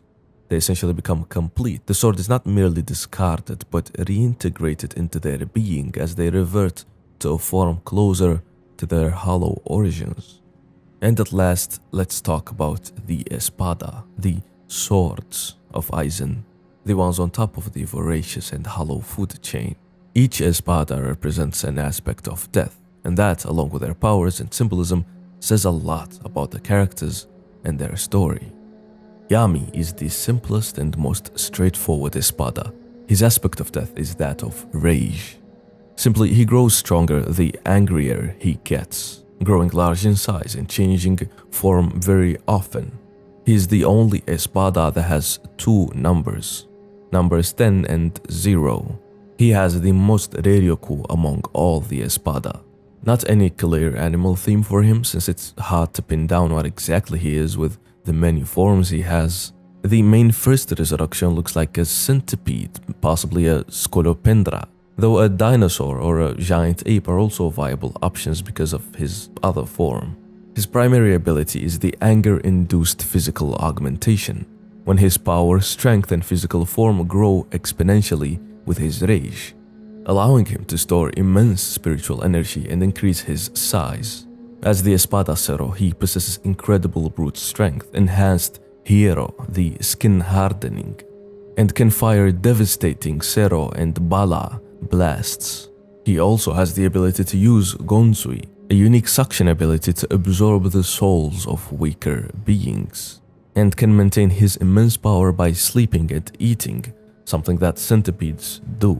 He is the simplest and most honest depiction of what an Espada is, a being that's powerful enough to do what he pleases. While being hollow and empty of meaning, unlike the others, he does not have any profound yearning to fill the hole in his existence with meaning. He just indulges in his pleasures and wears his aggression and strength with pride. He fights a lot. In fact, Yami is the Espada that fights the most out of all the hollows, not just Espada. Whether that's the time he spends fighting or the amount of people he fights. He and Ulquiorra are the two first Espada we get to see, and Kubo did say he was going with a 7 deadly sins theme for them, but went on to go for 10 instead of 7. Most likely he introduced Yami and Ulquiorra with the intention of having them embody wrath and sloth, which their introduction does establish very well, with Yami simply getting angry and Ulquiorra not doing anything at all. He most likely doubled down on rage for Yami, but took sloth away from Ulquiorra and just gave it to Stark. Most of the other deadly sins are still present as well. Espada number 9, Aroniro Arurueri, is the representation of greed. His Zanpakuto's ability is receiving the Reiatsu and abilities of all of the hollows he consumes. His Zanpakuto is called Glottoneria. It's an amalgamation of tentacles with a mouth, a feature that ties into the themes of consumption. Aroniro's ability to absorb and gain the powers of others is a direct manifestation of his greedy nature. He consumed Metastasia, the hollow that fused with Kai and Shiba to acquire Kai's abilities and appearance. He might represent bacteria, which produces by splitting into two. Aroniro Aranweri is weak to sunlight and it nullifies his abilities and exposes his true form. And direct sunlight can kill many types of bacteria by damaging their DNA, making them unable to reproduce and survive. His ability is devouring hollows and taking their powers. He is the only Gillian to be an Espada. Gillians are the weakest class of Menos. His abilities are what makes him strong enough to be Espada. Unlike others, he does not have a human form, something all high-level Menos have because he's a Gillian. He just greedily steals one and wears it. His resurrection unleashes every hollow he's devoured, all 30,000 of them. He lives to devour, survives to devour, and fights to devour. Is both the sin of greed and gluttony. Xylaporo Gantz is the mad scientist. He believes he is the perfect being, the ultimate life form, clashing ideals with the other mad scientist of this world. Xylaporo can possess and control living things. He can use hollow voodoo and hurt people that way, and ultimately he can impregnate himself into someone else to be reborn whenever he needs to, believing it's a form of immortality. It's madness. His animal form can either be that of a butterfly. His overall form, especially the wings he gains in his resurrection, represents a metamorphosis of a kind, a crucial aspect of his scientific research and pursuit of perfection. However, his parasitic nature, evidenced by his invasive abilities and his practice of copying others' cells for reproduction, aligns with the invasive nature of parasitic worms, along with his ability to reproduce asexually through cellular manipulation, creating artificial menos and fraction like Roca Paramia. And his parasitical immortality mirrors the life cycles and reproductive methods of certain sea anemones and the immortal jellyfish, or maybe some form of helminth, which is a type of parasitic worm that can live in or on a host organism to acquire nutrients and shelter. Even a helminth's lower half looks like Xyl's dress. Basically, his abilities are all based on parasitism, controlling organs, using hosts for birth, replicating, etc. He feels like a mix of multiple animals and life forms, which kinda fits him. He's the mad scientist after all, going to extremes to accomplish whatever experiment and next step of evolution that leads him to his fake perfection. Zomari's symbolism revolves around the themes of control, intoxication, and monastic devotion, reflecting in his bewitching eyes power which allows him to take sovereignty over everything he sees. His connection to witchcraft, monastic imagery, and the third eye concept further emphasizes his ability to monitor, command, and enforce a blind devotion to him or his devotion to Aizen, aligning with his aspect of death, that of intoxication, which is personified by his unwavering and unquestioning devotion to Sosuke Aizen. His focus on the goal of Aizen's cause can be seen as a form of intoxicating zeal. Zomari's hands are clasped in prayer after releasing his Zanpakuto, and the Sangha in its name suggests a monk-like quality despite his destructive powers. The position of the eyes on his body is similar to the third eye in Tantra meditation, representing the center of command and the ability to know or follow. His animal form is most likely a sea urchin or a sea anemone. In this form, his body becomes covered in numerous eyes, similar to the spikes on a sea urchin's body. His resurrection is named after a Sangha, which is a community of Buddhist monks, and with a resurrection design inspired by Hindu-rooted traditions of the rotational faces of a higher being, a trend of depicting the many-faced Buddha. I personally would have loved to see more of Zomari. Sadly, he was very irrelevant in the story. While he was a perfect vessel for a lot of the themes and ideas in Bleach that Kubo could have explored through his presence and a more important role in the story. And not just the religious and Buddhist aspects, along with the notion of Arankar as advanced hollows, the moral ambiguity between hollows and Shinigami, the natural pursuit of enlightenment for all souls stuck in the cycle, and the Arankar's connection to Aizen himself. After all of the Espada being aspects of death are reflections of Aizen's own nature and ideology. The next aspect of death is destruction, and it belongs to the Jaguar King of the Deadlands, Grimjo Jagerjak.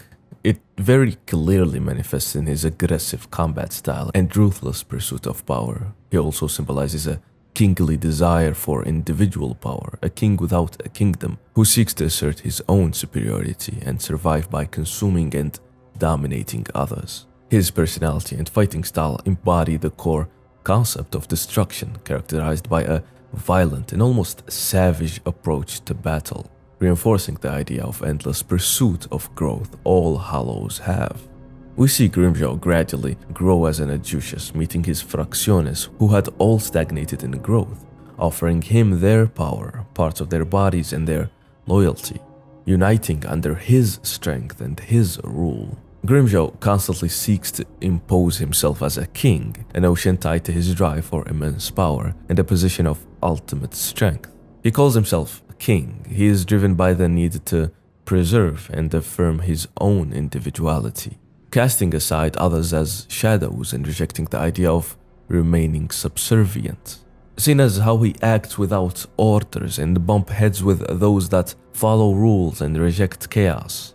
Grimjo never bends his knee fully, even if he accepts to follow someone else. Despite his desire for kingship, his path is ultimately isolating, as he believes true survival requires him to stand alone, ultimately making him a lonely ruler. His followers all die because of his selfish decisions, and not a single thought or feeling is expressed once they are gone. They were just weak to survive. That's all there is to it. The Arankar invasions and Hueco Mundo arcs center around the line between hollows and humans, and the values each stand for and the gray areas where they intersect. We learn about the progression of Menos, Arankars, and Espada. We get introduced to Vizards, which are the reverse Arankars, and most important of all is the growth of the main vessel of every idea in the story, Kurosaki Ichigo, who has to learn and accept and understand the hollow side of him, willingly wearing the mask and everything that comes with it. Grimjo acts as a destructive obstacle for Ichigo to overcome. They fight not once, not twice, but 3 different times, clashing not in ideas, but in natures. Speaking of nature, remember Zangetsu's iconic speech about who is the king, and who is the horse and the difference between them. Instinct to fight, willingness to do so, and actually enjoying the act of fighting is an idea Ichigo learns very thoroughly. Zangetsu is the manifested spirit of Ichigo's Zanpakuto, as well as his inner hollow. Between the fights with Grimjaw, he forces him to confront that part of fighting. When Ichigo fights Dordoni, his naive heroic tendencies and ideals are put to questioning, even after he accepts his hollow power, and ultimately he is challenged through meaning and philosophy, not the act of fighting, but the reason to fight, something his other Zangetsu has taught him. A duality this important in the story is crushed and destroyed first by the Hollow of Destruction himself, the king of the jungle, whose animal form is that of a jaguar. Grimjaw's resurrection is called Panthera, and yes, the jaguar itself is a distinct species within the genus Panthera, which also includes other big cats like lions, tigers, and leopards. So jaguar and panther aren't two different animals. Since we're talking about animals, isn't Grimjaw the king? He's not the lion though, but rather a jaguar. Is this some ironic play on his perceived persona? Or is there more to it, knowing that the jaguar is actually considered the king of the jungle in South America due to its status as the largest big cat in the Americas? Also, lions mostly live in savannas. Speaking of South America, Spanish is the most spoken language in that continent. It's also the language used for names, etymology, and aesthetic of Hueco and the Espada. So maybe there is more indirect accuracy to the king statement. The panther is generally a symbol of ferocity, aggressiveness, and power. The panthers are also mostly solitary, being more comfortable by themselves, although they associate with others as well. Grimjaw's panther jaguar form is a reference to his personal journey and the general symbolism of panthers and tigers in various mythologies, such as aggression, power, and a solitary nature. The only thing I'm upset about in regards to his resurrection is that he loses his iconic jawbone stigma. Why, Kubo? Why? His name is Grimjaw. He needs the jaw. It's the coolest thing ever. Now he's just Grim Forehead Bone. Speaking of cool stigmas, the Quinto Espada, Noitora Girga, who embodies despair, the loss of all hope, and a sense of futility. His dynamic with Neliel highlights that, as her power and strength initially caused him an inferiority complex, leading to a desperate and honorable attack to win. Noitora's deep-seated belief that the world was hopeless and the only purpose was to fight to the death reflects that despair and the futility of his existence. His blatant sexism and hatred for weakness is a coping mechanism to deal with his own feelings of inferiority. His willingness to attack an already exhausted opponent, attack behind someone's back, and harm his own subordinate, Tesla, for helping him, demonstrates a cowardly aspect of his personality, which stems from his feelings of insecurity. He believes in crushing opponents by any means necessary, reflecting a distorted view of power and fairness born from his inner despair, a justification for violence. His resurrection form incorporates elements of a praying mantis, a predator that is often seen as a symbol of warfare and aggression. The praying mantis can also regrow his limbs, which is Noitora's main ability, his high-speed regeneration. The crescent moon on his headpiece and his weapon is an interesting ironic symbol, because the crescent moon symbolizes new beginnings, hope, and the cycles of life due to its growing phase, and it represents growth towards wholeness, the opposite of despair. But remember, the moon in Hueco is different. It is always the opposite of the lunar cycle in the human world. While it is always night in Hueco, its moon reflects light and shows phases. Albeit with a reversed cycle compared to the human world, it creates the unchanging night sky. Hueco is a separate dimension from the human world with different environmental and celestial rules, including the lunar cycle. So perhaps it does not represent hope here, but rather despair. And there is an espada that visually and thematically matches both symbols. His resurrection is Santa Teresa, which literally translates to Saint Teresa. There isn't a specific saint named Teresa that I could find some connection or reference to.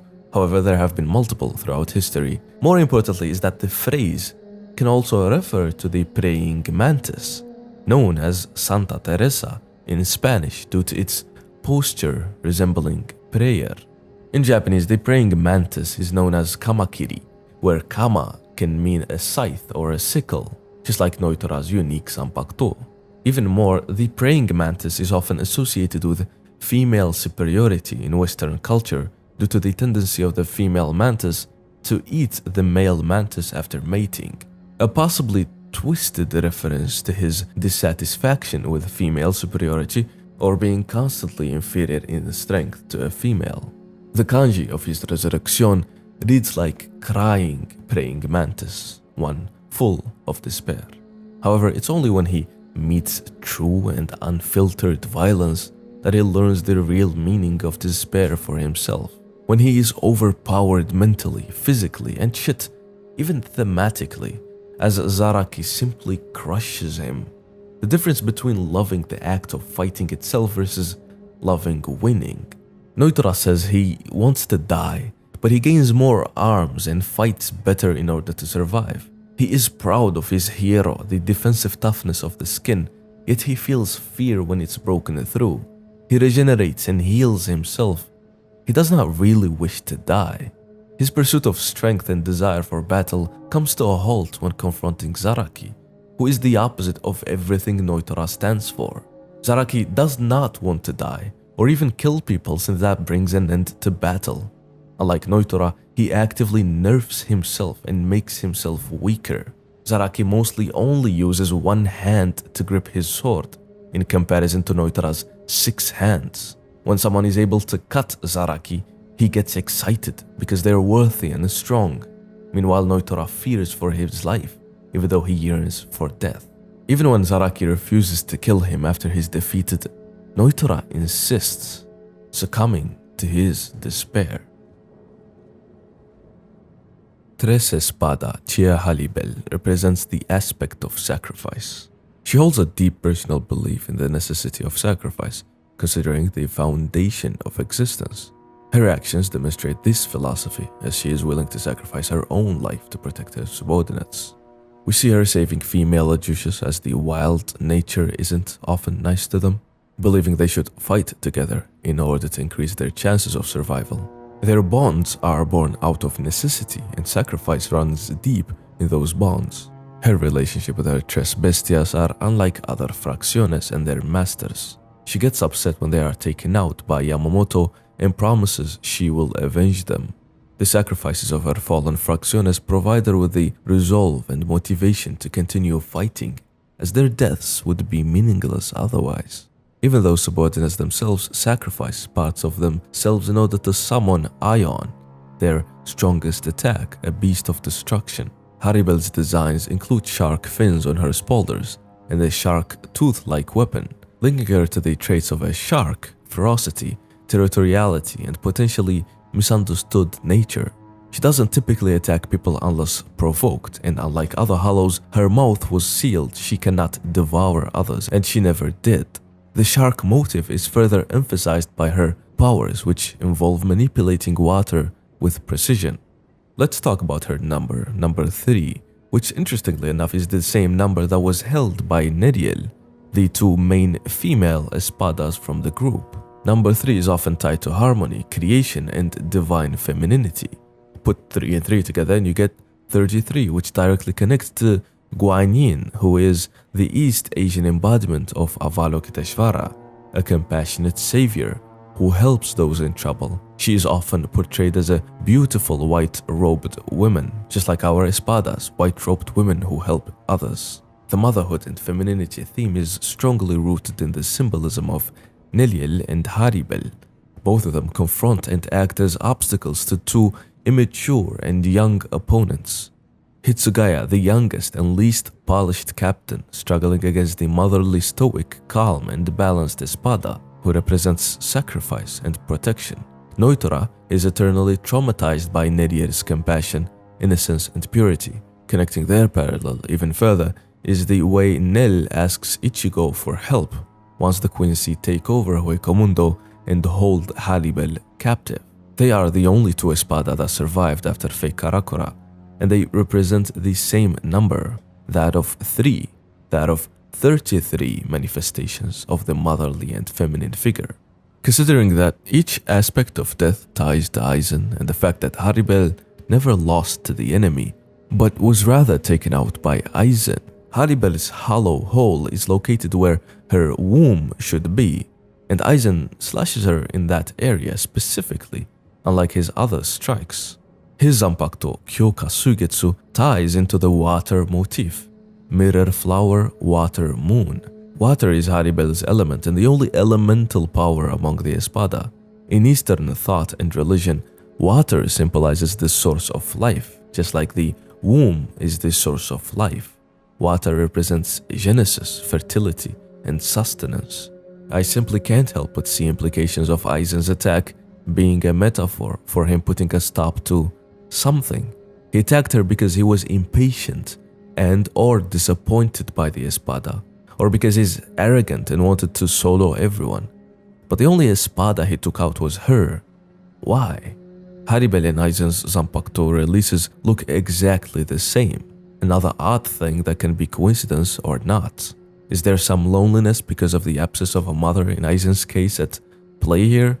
This is borderline theory territory, but it is interesting. I lied when I said Nelly and Haribel are the only two Espada that survived, and I'm pretty sure a couple of people already corrected me, commenting about Grimjo. Well, welcome to my Kyoka Suigetsu. Yes, I'm breaking the fourth wall here. But I saved Grimjo for last because, well, 3 plus 3 equals 6. The ones that survived represent destruction and sacrifice, maternal creation versus chaotic destruction, and their numbers align. 3 plus 3, the 33, or the 3 plus 3, the 6, the opposition. I don't know, it all just aligns. Haribel never lost even after numbers 1 and 2 died, and even after Aizen attempted to dispose of her, she survived to protect Hueco Mundo and lead the rest. She's the strongest left. She can't be removed from this world easily, even though Aizen tried. Grimjo's fangs continue to destroy, except this time they're pointed in the right way. And Nell's compassion and innocence connects them all. Being the linchpin of the three of them are some of the few Espada that had loyal followers, and they ended up bonding together as a yin and yang in Hueco Mundo's desolate and bleak emptiness. Yin and yang in an ancient Chinese concept describes how seemingly opposite or contrary forces are actually complementary, interconnected, and interdependent in the natural world. Baragan's symbolism revolves around the unavoidable and inevitable nature of aging, time, and decay, embodying the concept that nothing lasts forever, not even an immortal king. His appearance as an old man in skeletal form, combined with his ability to accelerate the aging process of anything he touches, directly represents the ultimate power of time over all living things. His primary aspect of death is senescence, meaning old age or the process of aging. He symbolizes the natural, unavoidable march of time and its destructive effects. Baragan's appearance is that of an old man, and his released form is skeletal, akin to a Grim Reaper, an imagery that directly connects him to the end of life. No one, not even a king, can escape the ravages of aging. His resurrection form is that of a human skeleton, so it's safe to say his animal form is that of a human, the king of all animals, the prime predator of nature. Growing old is something humans more than anything else fear and can't help but have in the back of their mind. Growing weaker and more senile, losing memories and strength, and inevitably succumbing to the natural law of the world. Baragan's unique power, Respira, ages and decomposes whatever it touches, from flesh to buildings, directly manifesting his symbolic power over decay and the passage of time. Baragan's entire character embodies the idea that everything that exists will eventually age, decay, and cease to be. His own defeat at the hands of his power serves as the ultimate testament to this, as he, the embodiment of time, was ultimately defeated by time. In the end, his human ego leads him to throw his axe at Aizen, rejecting him till the end. after being uncrowned by him, but he simply ran out of time. His crown fell to the ground and vanished like it never existed. Coyote Stark primarily symbolizes solitude as his aspect of death, a concept tied to extreme loneliness he felt due to his overwhelming power. This solitude is reflected in his design. His resurrection form, Los Lobos, which features soul wolves representing his desire for companionship. Los Lobos means the wolves. This extreme power in isolation led him to split his soul into two beings, Stark and Lynette Gingerbach, to have companionship. However, this did not fully alleviate his inherent loneliness, as the two are still intrinsically linked to each other.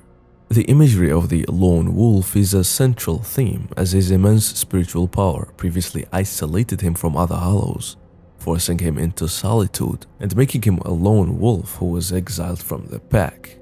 A stereotype commonly attributed to the lone wolf is the idea of independence and the rebellious nature. However, in actual fact, wolves have a strong social nature and a sense of family.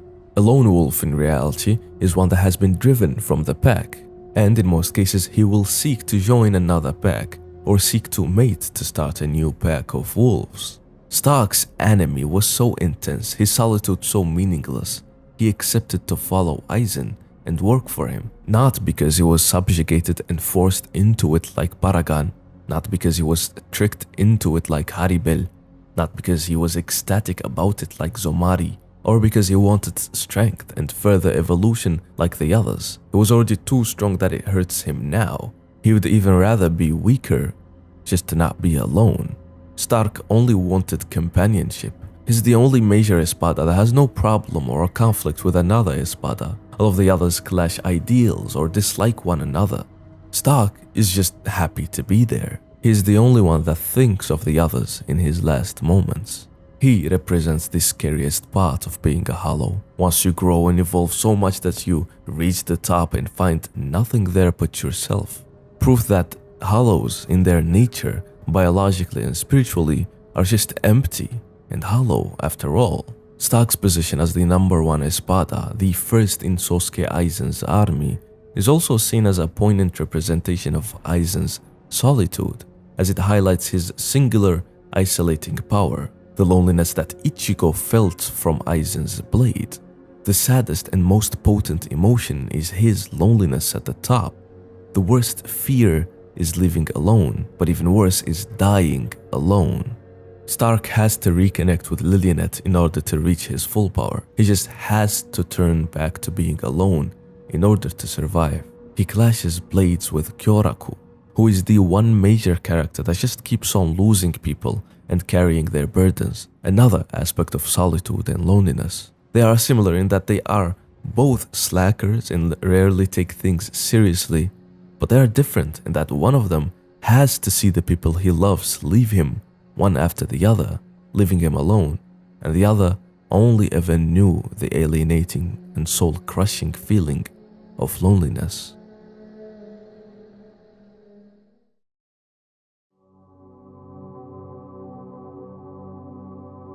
Ulquiorra's aspect of death is nothingness or nihilism. He embodies the concept through his cold, emotionless demeanor, his skepticism towards human feelings like the heart, and his belief that things only exist if he perceives them. Nihilism is based on the Latin word nihil, which means nothing. Ulquiorra's aspect of death is nothingness, derived from emptiness and nihility. Hollowness means having a hole or an empty space inside. It also means something without real significance or value, something empty. Hollows are defined by their name, like I already said. And if there is one single hollow that represents it all, the ultimate hollow, then it will be the one that found no meaning, the one who questions the heart and believe in nothingness. Some types of nihilists accept nothingness. They believe because they accept nothingness that they are able to judge what has meaning or value or what is meaningless. Ulquiorra questions meaning, the heart, and hope. He asks, what's a heart? Not the lump of flesh that pumps blood in living creatures, but what it represents. The heart is the core theme of the Arrancar saga. Hollow masks and holes, humans, Shinigami, Arrancar, Vizat. In the empty world, all fighting for or searching for meaning, except for him, or maybe not. As a nihilist, Ulquiorra believes emotions and human connections are meaningless illusions and cannot be physically seen.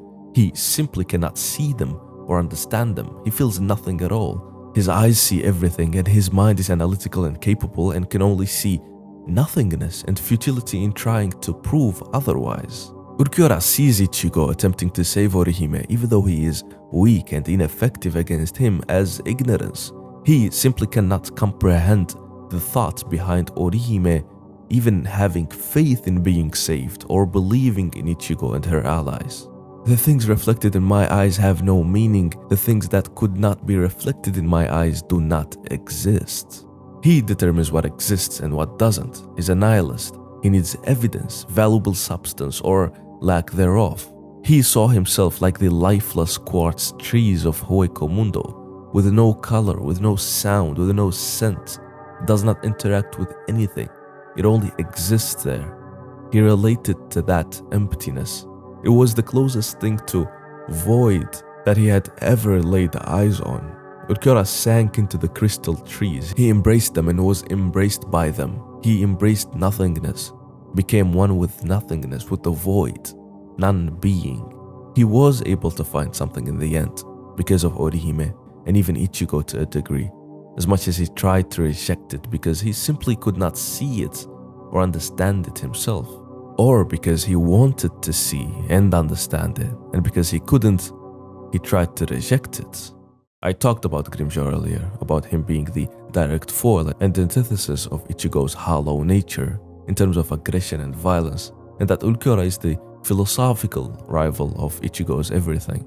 If anything, Ichigo is the one who is challenging and questioning Ulquiorra's entire existence simply by his actions and not accepting defeat. Ulquiorra puts a hole in his chest, but he still comes back. Even when Vasto Lord Ichigo defeats Ulquiorra, Ichigo's heart still takes over. He regrets what happened. He feels bad and does not accept victory over Ulquiorra like this. His heart is on full display. Ulquiorra could not grasp the heart, its emotions, its bonds, its unyielding resolve. Yet in the shadows of his soul, he raged against it, and in a silence deeper than that, he yearned for it. His poem goes, envious because I have a heart, gluttonous because I have a heart, greedy because I have a heart, prideful because I have a heart, slothful because I have a heart, wrathful because I have a heart.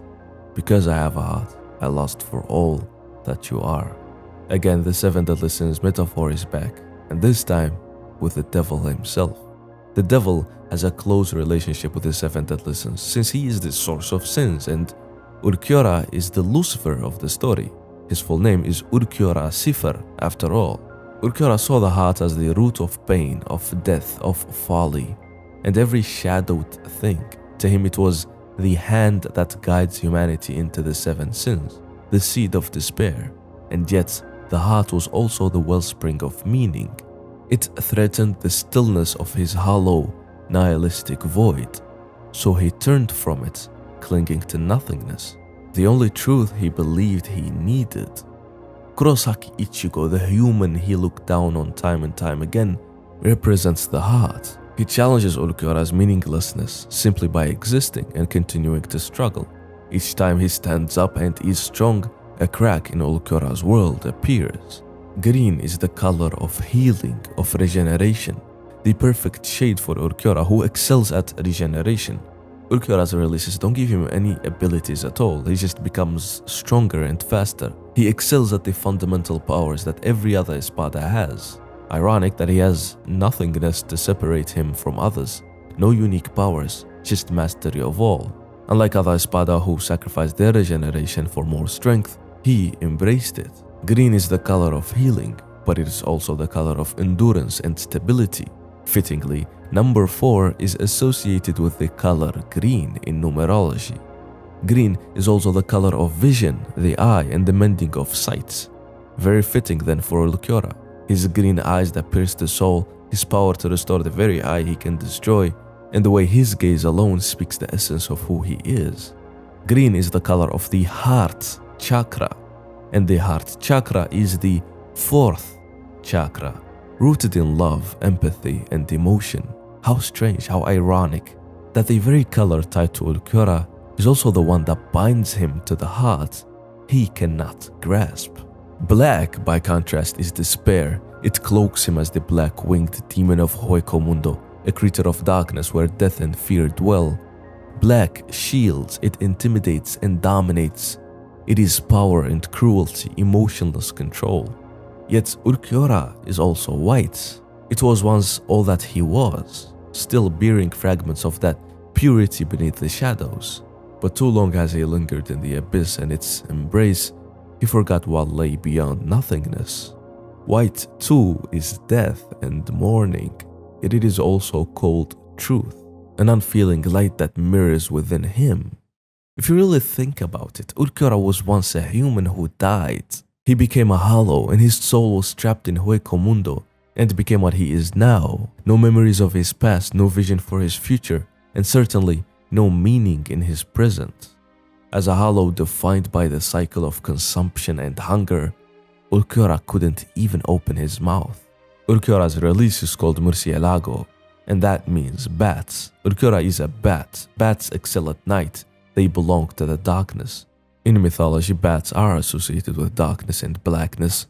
Aztec mythology associates the bat with death, destruction, decay, and the underworld. Demons are also associated with those concepts. Camazotz is a Mesoamerican mythological figure that symbolizes night, death, and sacrifice, and the dark mysteries of life and death, appearing as a terrifying bat deity in Quiche Mayan legends, meaning the death bats. Demons are also commonly shown with large black wings and a tail, just like Ulquiorra. In addition, demons are known to have horns, and Ulquiorra is the one espada that has horns in every form of his. When Ulquiorra releases, it causes a dark rain to fall on Ichigo. It's a very poetic way to express the fact that Ulquiorra himself is despair, and that he will cause Ichigo and the others to feel despair by his actions and words. We all know what rain means in Bleach, and certainly what rain means to Ichigo. Ulquiorra's heart bleeds black and tears flow endlessly on his face. Traces of Norse mythos can be found all throughout Ulquiorra's design and symbolism. Let's talk about Odin and Sifr. Odin uses spears and javelins. Ulquiorra uses javelins and lances as well. Odin has an iconic horned helmet, just like Ulquiorra's estigma. Both Odin and Ulquiorra sacrificed an eye for wisdom, Odin to gain it and Ulquiorra to share it. Odin hangs himself on Yggdrasil, the world tree, and endures ritual suicide to gain forbidden knowledge and wisdom. Ulquiorra also found thorny white trees and felt connection to their emptiness.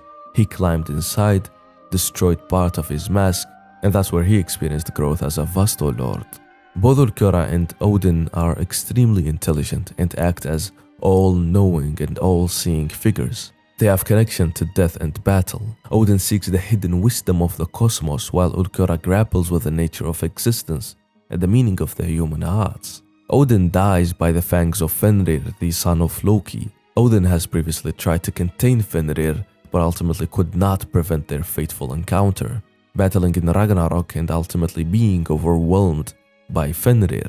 Ulquiorra also died by the hands of someone he tried multiple times to bring to his knees, but was overwhelmed and defeated by him at the end.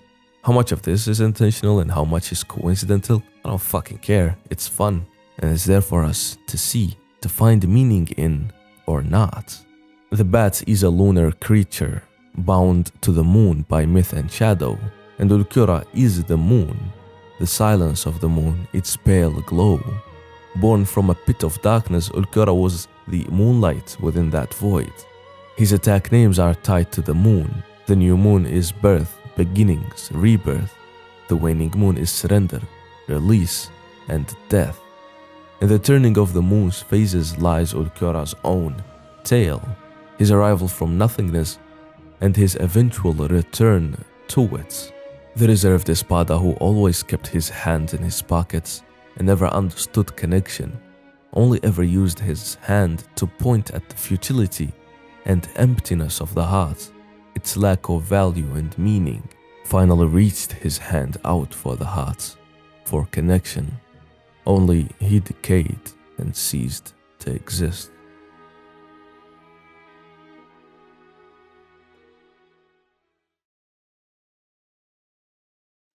The Fullbringer arc is the one that everyone ignores or even skips. It comes after Eisen falls and just before the Quincy arrive to set the world on fire, sitting in that space between them like an afterthought. Some people call it skippable, boring, a filler, that they are forgettable villains, powers tied to weird little objects, and a protagonist who spends most of the story without the thing that made him a protagonist in the first place. It is known as the arc where Bleach starts to lose people. The Fullbringers are smaller than everything around them.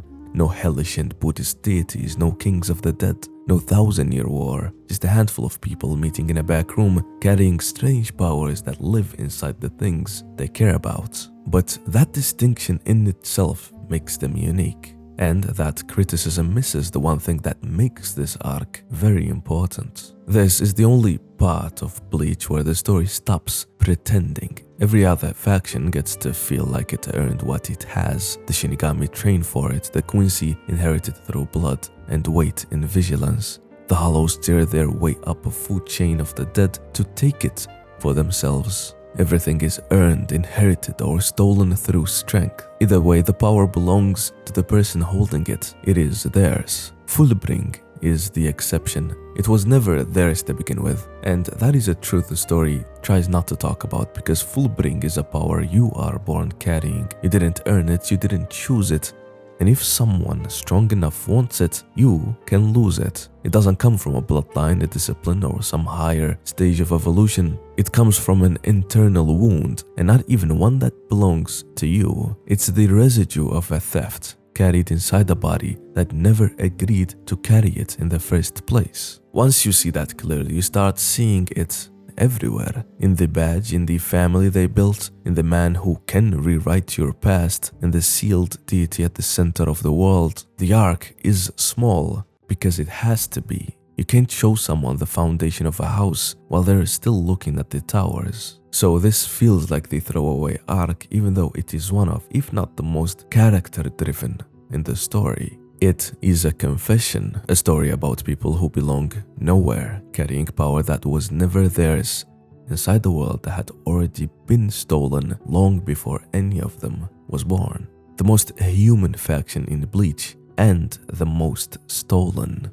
Before a Fullbringer is even born, something happens to their mother. A hollow finds her, it attacks, she survives. But the thing that came for her leaves something behind, a trace of its power lingering in her body. When her child is born, that trace is already there too, sitting in the blood, waiting. That's the whole origin, not a bloodline that chose them, not a blessing of sorts, just a monster that came for their mother and didn't quite finish the job. Which means the most human-looking faction in Bleach is carrying something deeply inhuman inside them. Their power doesn't look like a Shinigami's, it doesn't look like a Quincy's, it looks like a Hollow's. The thing that makes a Fullbringer special is a fragment of the same force that drives Hollows to consume the dead. And what that fragment allows them to do is interact with the souls of things. Because in Bleach, everything has a soul. The pavement, the rain, a glass of wine, a door frame, a chair, everything, no matter how ordinary it is alive in some small way. A Fullbringer reaches into that hidden soul and that reishi, and he pulls. Water can hold their weight. The ground can launch them into the air. The world itself bends just a little toward what they want. The Japanese term for this is Kangenjutsu, full manifestation, the art of drawing a thing's soul completely into the open. But the power has to take shape somewhere. It settles inside whatever a person already cares about. A pendant, a bookmark, a handheld game console, a pocket watch. That object becomes the vessel. No spirit emerges from a sword to introduce itself. It is no Zanpakuto, and there is no Zanpakuto spirit. No master passes down a sacred name for it. The power attaches itself to something personal, and the Fullbringer is the one who names it. The only piece of ownership they ever get over a power that was never really theirs. and it doesn't grow the way other powers do. A Shinigami works toward Bankai, a Fullbringer works toward revelation. The ability is already complete from the moment it exists. You don't build the Fullbring, you simply uncover it. Piece by piece. You can't grow something that never belonged to you in the first place. You just inherit it. You inherit the wound, and the wound goes even deeper than a hollow. To understand what a Fullbringer is really carrying, you have to look past the hollow, all the way back to the beginning. Before there were 3 worlds, there was only one.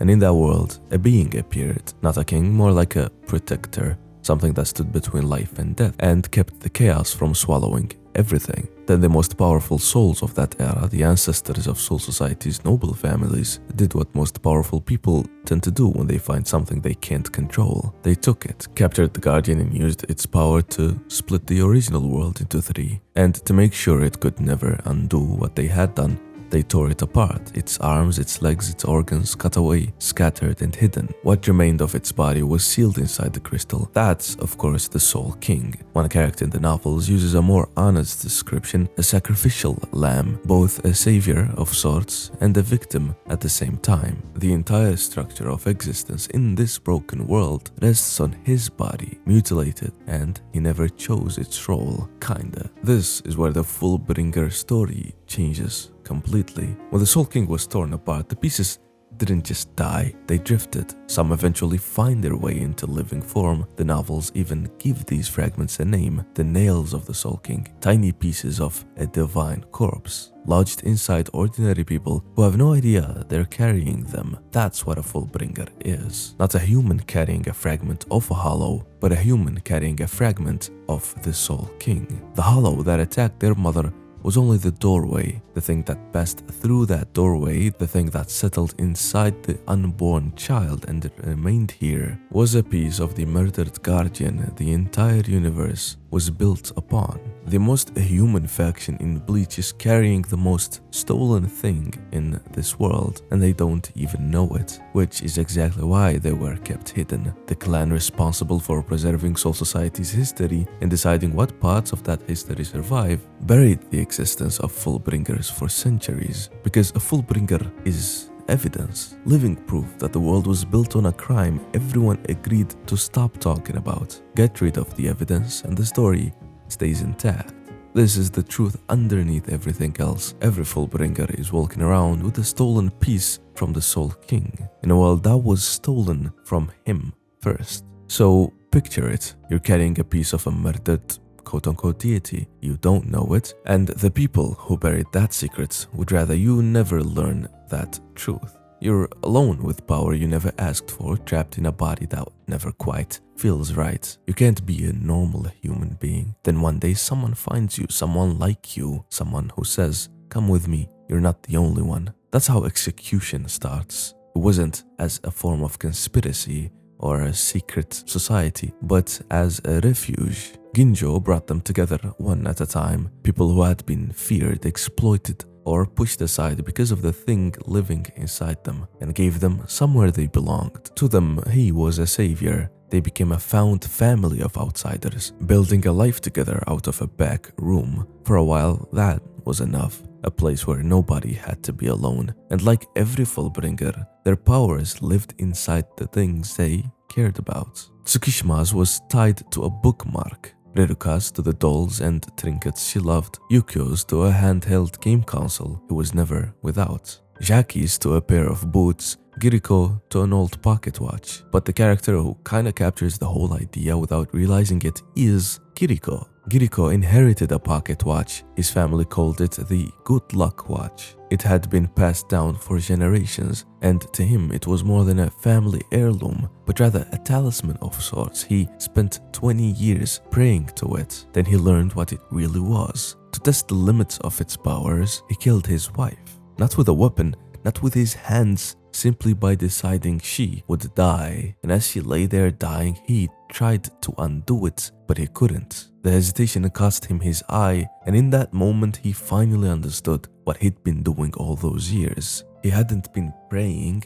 he'd been living under a contract whose terms he never understood. That's every Fullbringer story condensed into one. A power mistaken for a gift, an object you love that was never truly yours, a price you only recognize after you have already paid it. So what was execution really? The version Ginjo showed Ichigo was simple enough, a support group for people burdened by powers they never wanted, searching for a way to finally become normal again. That was the story. It just wasn't the truth. The truth was the opposite. They weren't trying to get rid of their power, they were trying to gather more of it, steal it, pull it together, and eventually turn it against the world that had rejected them. A family is a group of people willing to share what they have. Execution was a group of people willing to share what they stole. Every family has a head. This one's was a man named Kugo Ginjo, and before he built anything, he was the first substitute Shinigami. Before Ichigo, there was him. The captain of the Gotei 13, Jushiro Ukitake, came to him and handed him a badge, a token that said, in effect, you are one of us now, recognized, trusted, an ally of Soul Society. For a man who spent his life as something the world feared, the badge was everything. It meant he finally belonged. But if you look at the word substitute, in Japanese daiko, a proxy, the badge's own name means proof of proxy, a certificate that you are the stand-in, not the thing itself. The title told him the truth from the start. If he'd wanted to hear it, you're not one of us, you're a useful hand, held at arm's length, filling in for the real thing. And the badge itself was worse than its name. It was a surveillance device. It tracked him, it monitored his spiritual pressure and could throttle it on command. It reported home. The thing that told him he belonged was a leash, and the people who had welcomed him were holding the other end the entire time. Then the leash got used. The badge's tracking led straight to the Fullbringers Ginjo had gathered. The same clan that had buried the Fullbringers out of the record came for them and slaughtered them, not out of fear, for salvage. Because of what every Fullbringer carries inside, that piece of the stolen deity, and the corpse is easier to harvest than a living man. The badge of belonging was a map to his family, and his family was raw material. Ginjo killed the men who came, then he vanished, carrying one certainty, that the people who let him in had been hunting him from the moment they smiled. And here's the cold part. Ginjo had to face. The same badge is sitting in Ichigo's pocket right now. Same model, same lie. Ukitake told Ichigo it was a combat pass, exactly what he told Ginjo, and it watches Ichigo exactly the same way. Two substitutes, one leash, held in two hands. Ginjo had his belongings taken from him by the world that let him in. The man standing beside him learned to do the reverse. Not to have belonging stolen, but to manufacture it. To walk into a stranger's life and become someone they had loved all along. That man's name was Shukuro Tsukishima, the boy Ginjo once found alone and took in. And his Fullbring is the most quietly horrifying power in all of Bleach. It lives in a bookmark. He turns it into a sword, and that sword cuts two ways. The first cut is ordinary, it wounds, it bleeds, nothing more. The second cut does something that never lets you shake. It inserts him into your past. Not a fake memory, not an illusion laid over the truth. People assume that's what it is, and they are wrong. Tsukishima doesn't tamper with what you remember. He edits what actually happened. He cuts you, and now he was always there. The friend who taught you to ride a bike. The brother who sat with you when you were sick. The cousin who's been coming for dinner for years. He picks the role, your history rearranges itself to hold him, and you love him because of course you do. He's been there your whole life. And the part that makes the skin crawl, from the inside there is nothing to catch. No false note, no memory that feels wrong, because your memory is working perfectly.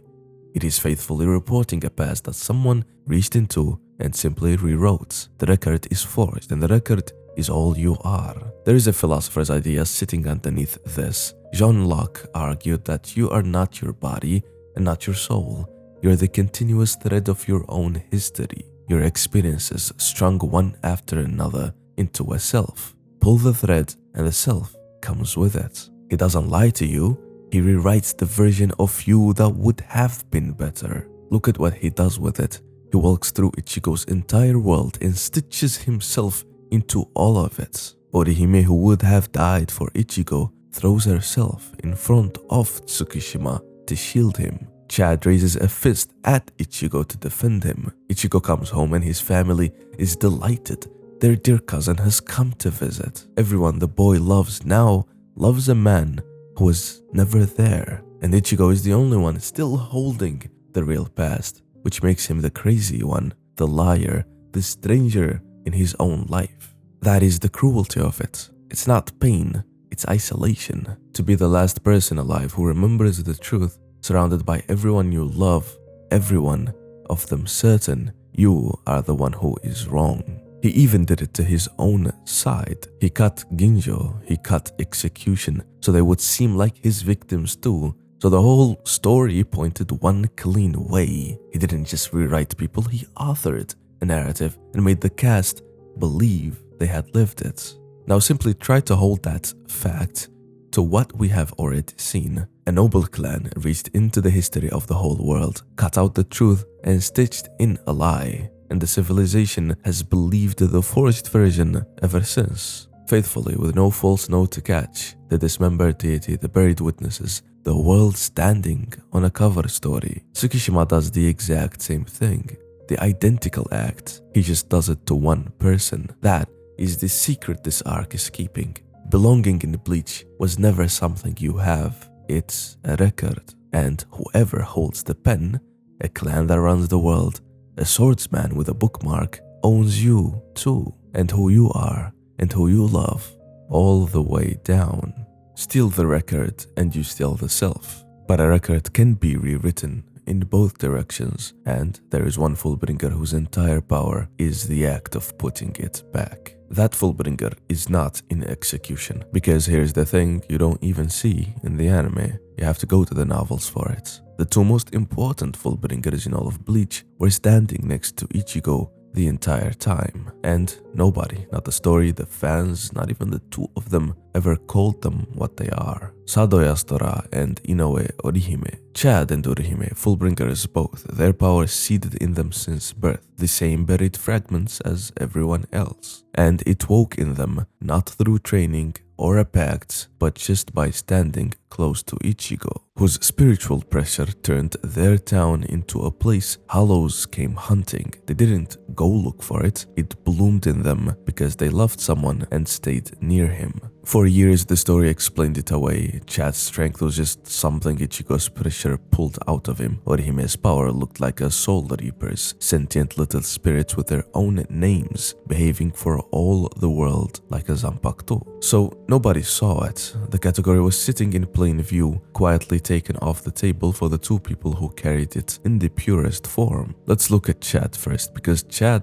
is the exception that proves everything. Every other Fullbring is the leftover of something taken. Chad's lives in his own skin, in his arms, and it woke on a single emotion: pride. Pride his grandfather raised him to carry, in his body, in his heritage, in the fists the old man taught him to use, only ever to protect, never to hurt. Where the rest of this faction inherited a residue of violence, Chad inherited love, worn in the body, named in his grandfather's language, and he used that violence as a shield. And then there is Orihime, and Orihime is the whole point. Her Fullbring lives in a pair of hairpins. They were a gift from her older brother, the one who raised her, the one she lost. Inside them live 6 spirits, and her power carries a name that tells you everything if you let it. Shiten Kishun, the twin sacred return shield. Return. Because Orihime doesn't heal exactly. Aizen, of all people, figured out what she does. He called it the rejection of events. She reaches into something that has already happened, a death, a wound, a thing broken past repair, and she refuses what happened to it.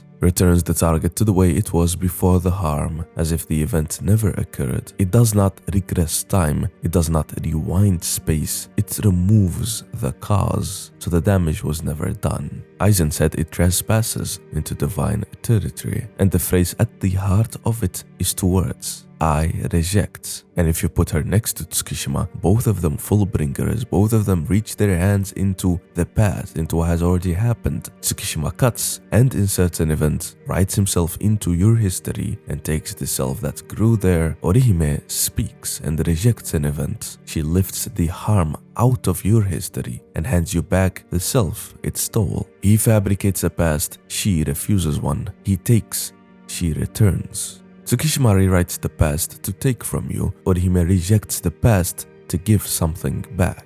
The same power aimed in opposite directions. There is a moment in the final war where something is broken so completely that even Orihime cannot reject the damage, until Tsukishima rewrites how it broke into something she can. The forger and the mender work on the same wound from opposite ends. Canon put them on the same object and let us watch. So in a world where belonging is a record someone else holds the pen on, where a clan rewrote a history and a swordsman rewrote a person's, there is one Fullbringer whose entire gift is to reach into the record and put back what was taken. Orihime is the most important Fullbringer in Bleach. So go back to the beginning. We said this arc is one that people think is boring, weak, or even skippable. But it quietly stitches all of the major arc and fits exactly where it is. Every scale the same crime. Belonging in a Bleach was never something you have, it's a record, and someone else is always holding the pen. Be it Tsukishima fabricating the past, Execution bonding together as a family of outcasts, Ichigo feeling lost, weak and confused, Chad and Orihime's important loyalty getting reversed, or the betrayal of Ginjo, the first substitute Shinigami. Think about what you actually are, the language you think in, handed to you, the face you make in the mirror, inherited, the name you answer to, chosen before you could speak. None of us wrote ourselves from scratch. We all are, every one of us, carrying a form of residue, wearing inherited objects, answering to borrowed names. The Fullbringer isn't a fantasy, it's an honest version, a person made out of what was given, taken, and written in, who calls the result me anyways, with all of the good and the bad, the trauma, the gifts, and the people. That's why the arc gets overlooked, not because it's small, but because it's the mirror nobody asked for, not even the protagonist Ichigo himself, but it is the one he needed anyways. The fandom buries it for the same reason Soul Society buried the Fullbringers, because it's evidence. The arc about stolen significance had its own significance quietly stolen by being underrated and less talked about than anything else in the series. Filed away in a novel most people will never open. It tells the truth about the whole world, and the whole world would rather it stayed shut. And in all of it, a dismembered deity, the doctored record, the borrowed self, there is exactly one power that runs the other way. One person who reaches into what was taken and gives it back. She can't unbreak the Soul King, she can't return the stolen world. The crime at the bottom of everything stays exactly where it is, but she can stand over one broken thing, one person hollowed out by what was done to them, and say two words and hand them back the self they thought was gone. In a world that is broken and that is theft all the way down, that is the only grace there is. No justice, no restoration, just someone willing to give a piece of you back because she cares that much. This arc told the truth. The Fullbringers are the most human faction in Bleach and the most stolen.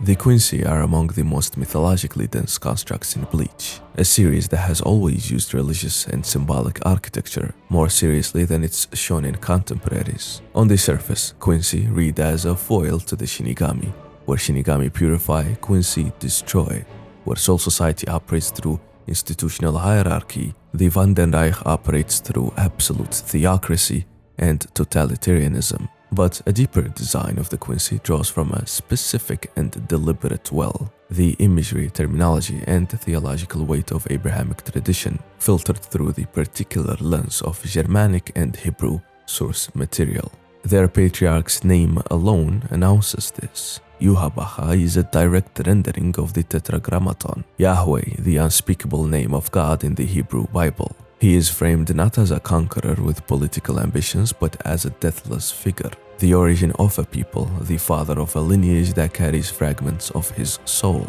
and a being whose return is encoded in prophecy. The Kaiser Gesang, the song that counts down his resurrection, functions as scripture, sung and memorized by a people whose entire civilization is organized around waiting for him to wake up. The stenritors are assigned letters of the alphabet as epithets, echoing the Kabbalistic tradition of sacred language and the idea that letters carry metaphysical weight. Even the word Quincy itself derives from the Latin quintus, meaning fifth, a number with deep resonance in occult and religious numerology, a number that also represents their main symbol, the five-pointed Quincy star. Their history is not merely a conflict with the Shinigami over hollow disposal. It is the story of a people born from the second closest figure to a deity of this world, shaped by his power and then progressively annihilated by an institution that could not accommodate what they represented, culminating not in defeat but in a 1,000-year vigil inside the walls of their enemy, sustained by stolen reishi, waiting for the prophesied moment. What follows traces that history from the beginning: who Yuhabaha was, how the Quincy came to exist, how they organized themselves, how they were broken, and what survived.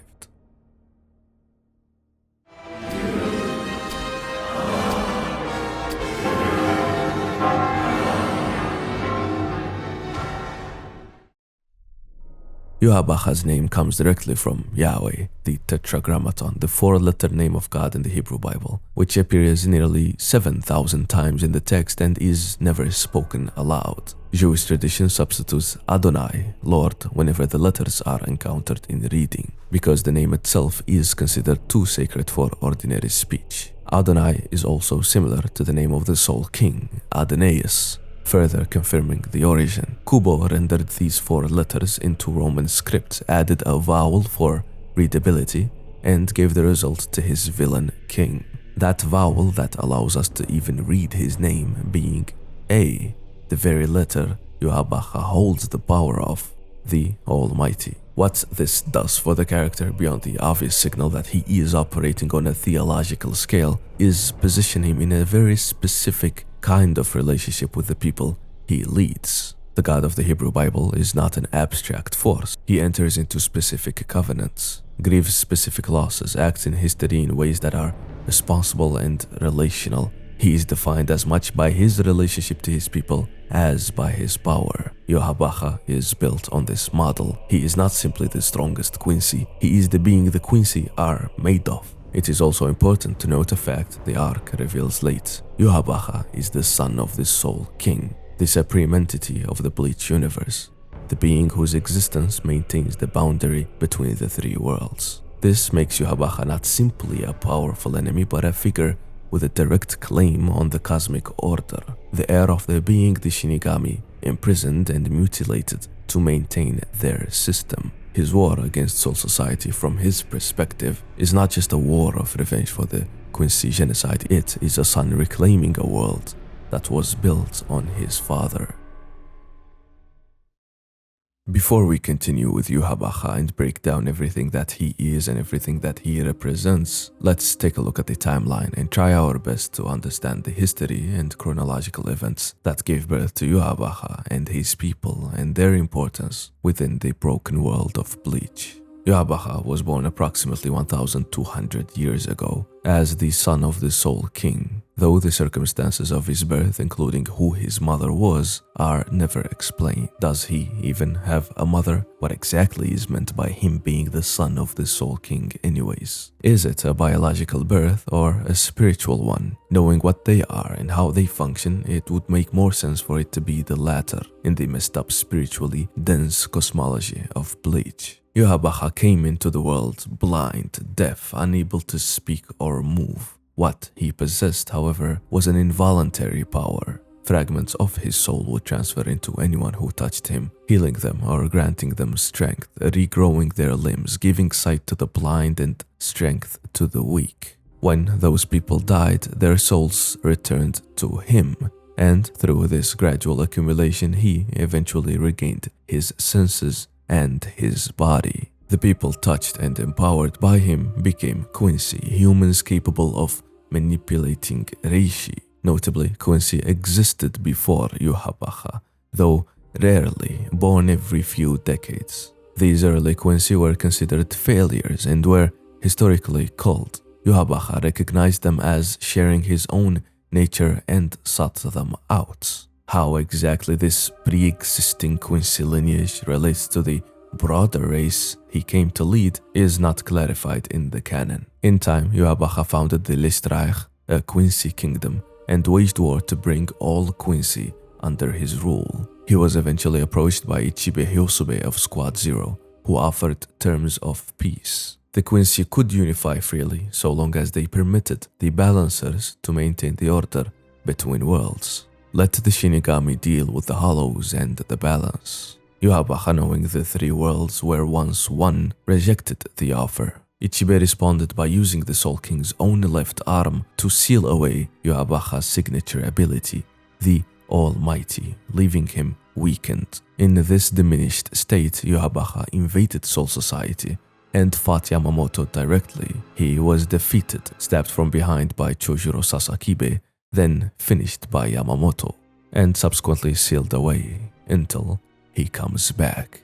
He always does. The surviving Quincy fled into the shadows of Soul Society and hid in the Vandenreich, the invisible empire, sustained by the ambient Rishi of the Seriete while they waited for Yuhabaha's return. Their wait was governed by the Kaiser Gesang, a prophetic song that counted down his resurrection in intervals. 900 years to regain his heartbeat, 90 more years for his intellect, and 9 more for his power, the last achieved through Auswählen, the forced reclamation of power from impure, gemischt Quincy. Among those killed in his final step, 9 years before the main story, was Ishida's mother, Katagiri, and the reclamation of power led to the death of Kurosaki Masaki. The mothers of the series' protagonists, including the main Quincy of the narrative. When a Quincy child is born, a fragment of Yuhabaha's soul enters them. This is the actual mechanism of Quincy power. What makes a Quincy is a piece of Yuhabaha living inside them, growing alongside the person, becoming indistinguishable from their own spiritual identity. As an infant, he himself was completely unable to see, hear, speak, or move. People who touched him were healed of their afflictions, but they died soon afterward, with their souls gradually returning to Yuhabaha. His first followers gave their lives to him without knowing it. This is how the Quincy began, not as a people Yuhabaha created, but as a people he grew from. It was them who started calling him Yuhabaha in the first place, naming him after their deity. He simply claimed that name and accepted it. Maybe the reason Yuhabaha was nameless and senseless was because of the monk who calls the real name, stripping him from his power and name. Ichibe did seal his power once, and he will later face him and try to seal his name and power again. Perhaps just like he painted him and attempted to erase his power, he did it to him when he was an infant, fearing what he would become and what he would try to do, explaining the dark appearance of Yuhabaha when he was a child, before gaining a name and powers and removing the ink.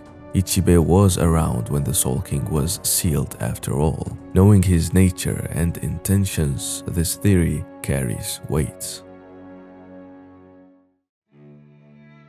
Over centuries, Yuhabaha refined this process of granting power to his people. He developed the Schrift system, a ritual in which a Quincy drinks Yuhabaha's blood, allowing him to carve a letter into their soul, awakening a specific ability. Each Stanritter carries one of these letters as their designation. The letter is not merely a label, it is a fragment of Yuhabaha's total power given a specific, focused form in a specific person. When that person dies, the fragment returns to Yuhabaha, enriched by everything they experienced during their life. The mythological parallel for this is Odin in Norse tradition. Not Odin simply as the most powerful deity, but Odin as the being who expands his knowledge and strength through continuous collection. Every morning Odin sends his ravens Hugin and Munin, thought and memory, across the world. And every evening they return carrying what they have seen. He hangs himself on Yggdrasil for 9 days to acquire the runes. He gathers dead warriors from battlefields across centuries into Valhalla. He is defined by the process of sending himself outward and receiving himself back enriched. Yuhabaha's soul cycle is this mechanism made biological and personal. Fragments of himself go out, live, die, and return with what they gathered. The Auswählen, German for selection, is Yuhabaha's ability to forcibly reclaim soul fragments from Quincy he deems unworthy, killing them in the process. The columns of light that descend on his targets strip them of their power and their lives in one motion, whether he does it to impure Quincy upon his revival or to his own Stenritters in battle. There is only one Gemisht Quincy who has survived Auswählen, Ishida Uryu. His survival of something that killed every other person in his category is the reason Yuhabaha later designates him as his successor. The German word Selektion was used at Auschwitz and other Nazi extermination camps for the process of selecting arriving prisoners for labor or immediate death. It was conducted on train platforms by officers making rapid judgments about who was useful and who was not. Kubo's use of the cognate Auswählen in a story built around the near genocide of the Quincy is not accidental. It builds the logic of the historical persecution into the mythology of the king who leads the persecuted. Yuhabaha does to his own Quincy what the Soul Society did to all the Quincy, and uses the same kind of language to describe it. Selection, holy selection in the Japanese. Yuhabaha's personal Schrift is A, the Almighty, Allwissend in German. At its base level, it grants him precognition across all possible futures simultaneously. Every branch path of causality from any given moment, every choice anyone could make, every outcome those choices lead to. In its fully activated state, it goes further. He can not only see futures but rewrite them, selecting which possibility becomes real. He does not predict, he decides. The theological concept this power embodies is predestination. Yuhabaha's Almighty is this doctrine given a combat application. He fights people in a world where the outcome is, from his perspective, already settled. He spent years in his sealed dormancy after his first defeat, unable to act while the returning soul fragments of dying Quincy slowly restored what had been taken from him. The prophecy attached to him, known as the Kaiser Gesang, described his revival in stages. After 900 years, the sealed king would recover his heartbeat. After 90 more, his intellect. After 9 more, his power. And over 9 days, he would recover the world. Each stage required the specific accumulation of souls over the specific period. He could not simply be strong and act. He had to pass through each phase, accumulating and waiting. This structure mirrors Odin's preparation for Ragnarok in Norse mythology. Odin knows the final war is coming. Rather than simply exist powerfully in the present, he sacrifices endlessly. His eye for wisdom, 9 days on Yggdrasil for the runes, century after century gathering warriors into Valhalla. because the scale of what is coming requires a preparation that cannot be shortcut. The period of limitation and sacrifice is the condition of the final power. Yuhabaha's almost 1,000-year sealed dormancy is the condition of his eventual absolute power, and when he wakes, as when Ragnarok arrives in the Norse texts, both sides have been preparing for the confrontation for as long as anyone alive can remember. When Yuhabaha led the Lichtreich in a full invasion of Soul Society, that war ended with Yuhabaha's defeat and the surviving Quincy withdrew, some into the human world, others into the hidden space they would call the Vandenreich. The second, quieter annihilation came approximately 2 centuries later. Most of the remaining Quincy were exterminated by Soul Society around 200 years before the events of Bleach, with their numbers monitored and allowed to dwindle in the aftermath. What the canon does not clarify is whether this massacre was a coordinated campaign or a prolonged attrition. The details of how it unfolded are not simply laid out. In the years following the extermination, the surviving Quincy put forward a practical compromise. Since they were already present in the human world and still more numerous than available Shinigami, they could serve as first responders to hollow attacks, protecting humans until a Shinigami could arrive to finish the job. The Shinigami, still bitter from the war, simply refused, concentrating their limited sources only on the most dangerous threats. Soken Ishida, Uryu's grandfather, was the last person to advocate seriously for this arrangement. He was killed by a group of hollows before Shinigami arrived. According to Mayuri Kurotsushi, he then conducted experiments on Soken's body and soul along with what remained of the dwindling Quincy, drilling holes in their skulls while they were still alive, forcing them to burn their own children, etc. 9 years before the main story, Yuhabaha's Auswählen killed Masaki Kurosaki and Kanae Katagiri. And when the Vandenreich finally emerged to wage the 1,000-year blood war, it was with that full weight of history behind it. 2 massacres, 1 unsealed king, and centuries of refused compromise. What the story leaves unaddressed is whether any formal peace was ever genuinely possible, and what Soul Society's full internal record of these events actually says. The bias in what gets revealed runs almost entirely through the manga, through the Shinigami's institutional perspective and the Quincy's own retelling of the story. Paired with the scattered pieces of history and conflicting accounts, it is genuinely impossible to know the absolute clear history. Isshin said that the Quincy all came from Yuhabaha and that he is their origin, but Busby's backstory tells us otherwise in Yuhabaha's infant state and encounter with the ancient Quincy. In the anime, we get an original scene of Yuhabaha watching as his father, the Soul King, separates the 3 worlds, which conflicts with Yuhabaha's latest confirmed age, that of 1,200 years. After the First War, the surviving Quincy that did not retreat to the human world retreated into Soul Society itself. Using reishi, they carved out a hidden dimension within the shadows of the Seriete, a place they called the Schattenbereich. Because this place existed within the same location as the Seriete, but in a separate dimension, it was entirely undetectable to the Shinigami. This became the Vandenreich, the Invisible Empire, built entirely from the reishi of Soul Society and sustained by it.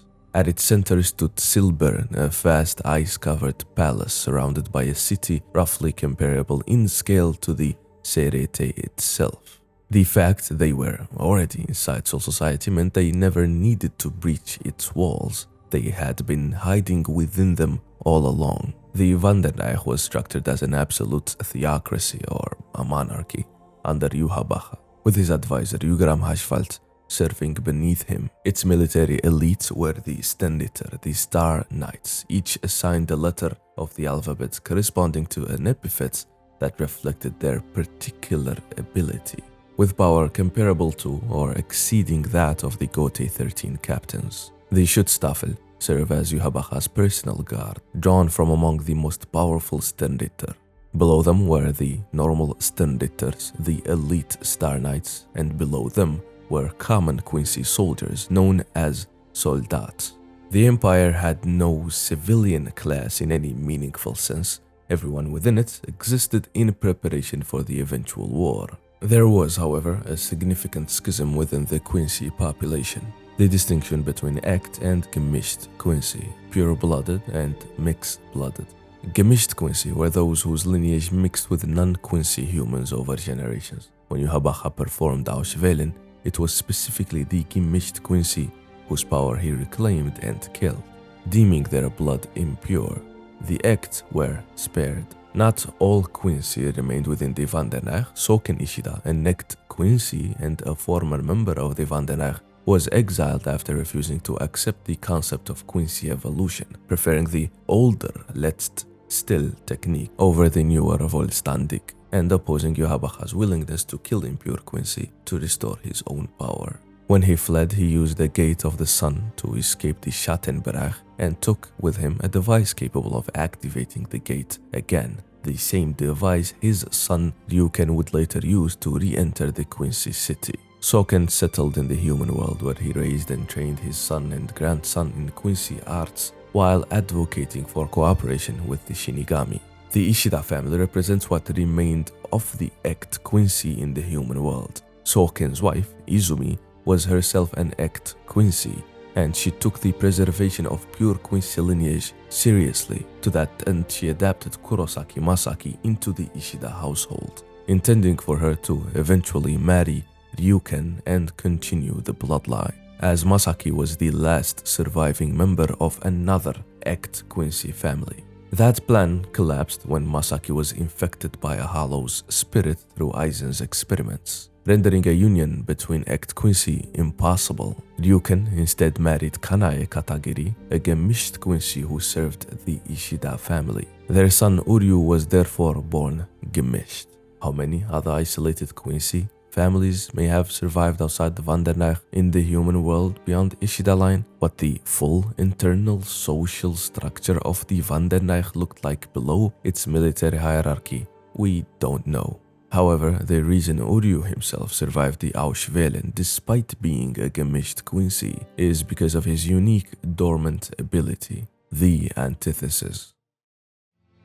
The Quincy wear white. Every Sternritter uniform, every Vandenach soldier's cloak, all white, always. In a manga where Soul Reapers wear black, this is a theological statement before it is a costume choice. Kubo designed two peoples who occupy opposite ends of a color axis, and the opposition is not good versus evil, but two different traditions of sacred power, each claiming legitimacy from different sources. In Western religious tradition, white is the color of the angels and of divine transformation. The Quincy whose elite soldiers transform into angelic forms in battle were the color of that tradition. They are dressed in the color the Western religious imagination associates with transcendence. In Japanese cultural tradition, white is the color of mourning and of death, of funeral shrouds and of the body being prepared for burial. The Quincy in white, carrying centuries of unprocessed grief from their near annihilation, are also dressed in the color of the mourner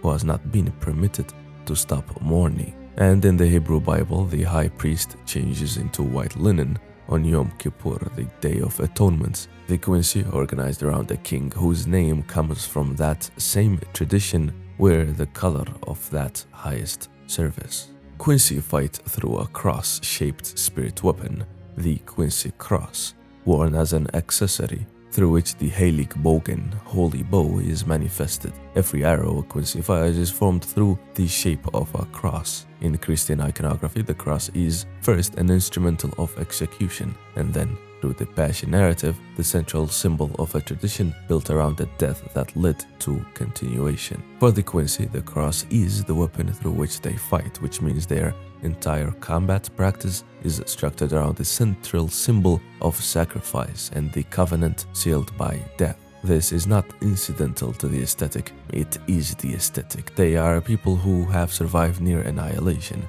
and who fight through the shape of the thing that represents the covenant that requires death. The cross also carries its geometric symbolism, the intersection of the vertical, the divine moving from above down, with the horizontal, the human moving through the world. The Quincy are literally that intersection, beings in whom a fragment of Yuhabacha's soul meets an individual human life. Their weapon is the shape of what they are. Every important Quincy term is in German. Wanderneich, Schattenbereich, Auswählen, Heiligbefehl, Vollstanding, Sternritter, Schutzstaffel, Blutvene and Blutarterie, the two forms of blood, the Quincy defensive and the offensive technique. The language is total and deliberate, functioning as a cultural grammar that shapes how the reader experiences everything within it. German carries several simultaneous resonances in this story. The most immediate is the Holocaust. German as the language of the perpetrators of the genocide that the Quincy arc is built in conscious parallel to. Every Quincy term arrives carrying that historical weight. German is also the language of the Protestant Reformation, of Calvin and Luther, the tradition that developed the theology of predestination and the divine election most fully, which is the theological system Yuhabacha's power operates on. It is the language of Germanic peoples whose mythology, the Norse tradition filtered through Old High German, provides the Odin and Valkyrie imagery running through the Sternritters. The Quincy are built from all of these simultaneously. The practical effect of German in a Japanese manga is also significant. The terms sound foreign, heavy, ancient, European in a way that marks the Quincy as belonging to a tradition that predates and differs from the Soul Society's Japanese institutional structure. They are not a variant of the same system. They are something different, probably older, something the Soul Society grew up alongside, tried to destroy, and failed to fully erase. Soul Reapers fight with swords. Quincy fight with bows.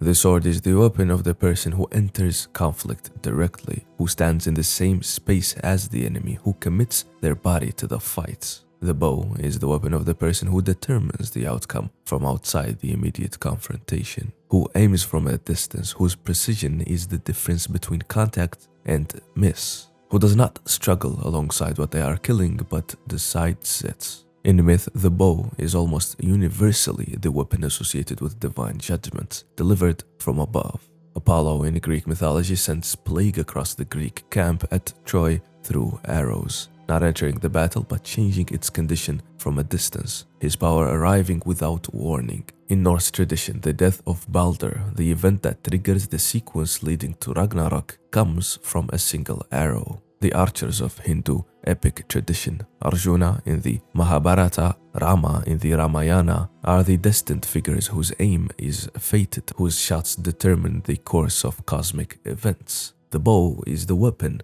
of the being who determines rather than participates. The Quincy as archers are symbolically positioned as dispensers of judgment, not participants in conflicts. The Vollständig, complete in German, is the fully realized divine transformation Sternritter achieve when they manifest their Quincy power at its highest expression. Its visual grammar is consistent. Halos, often angular or structural rather than simple circles. Wings, frequently geometric or crystalline rather than feathered. Light that functions as a weapon rather than just an illumination. And bodies that begin to succeed the structural logic of human form. Kubo is depicting what the prophetic books of the Hebrew Bible actually describe when they encounter divine beings, not what Renaissance painting decided angels should look like.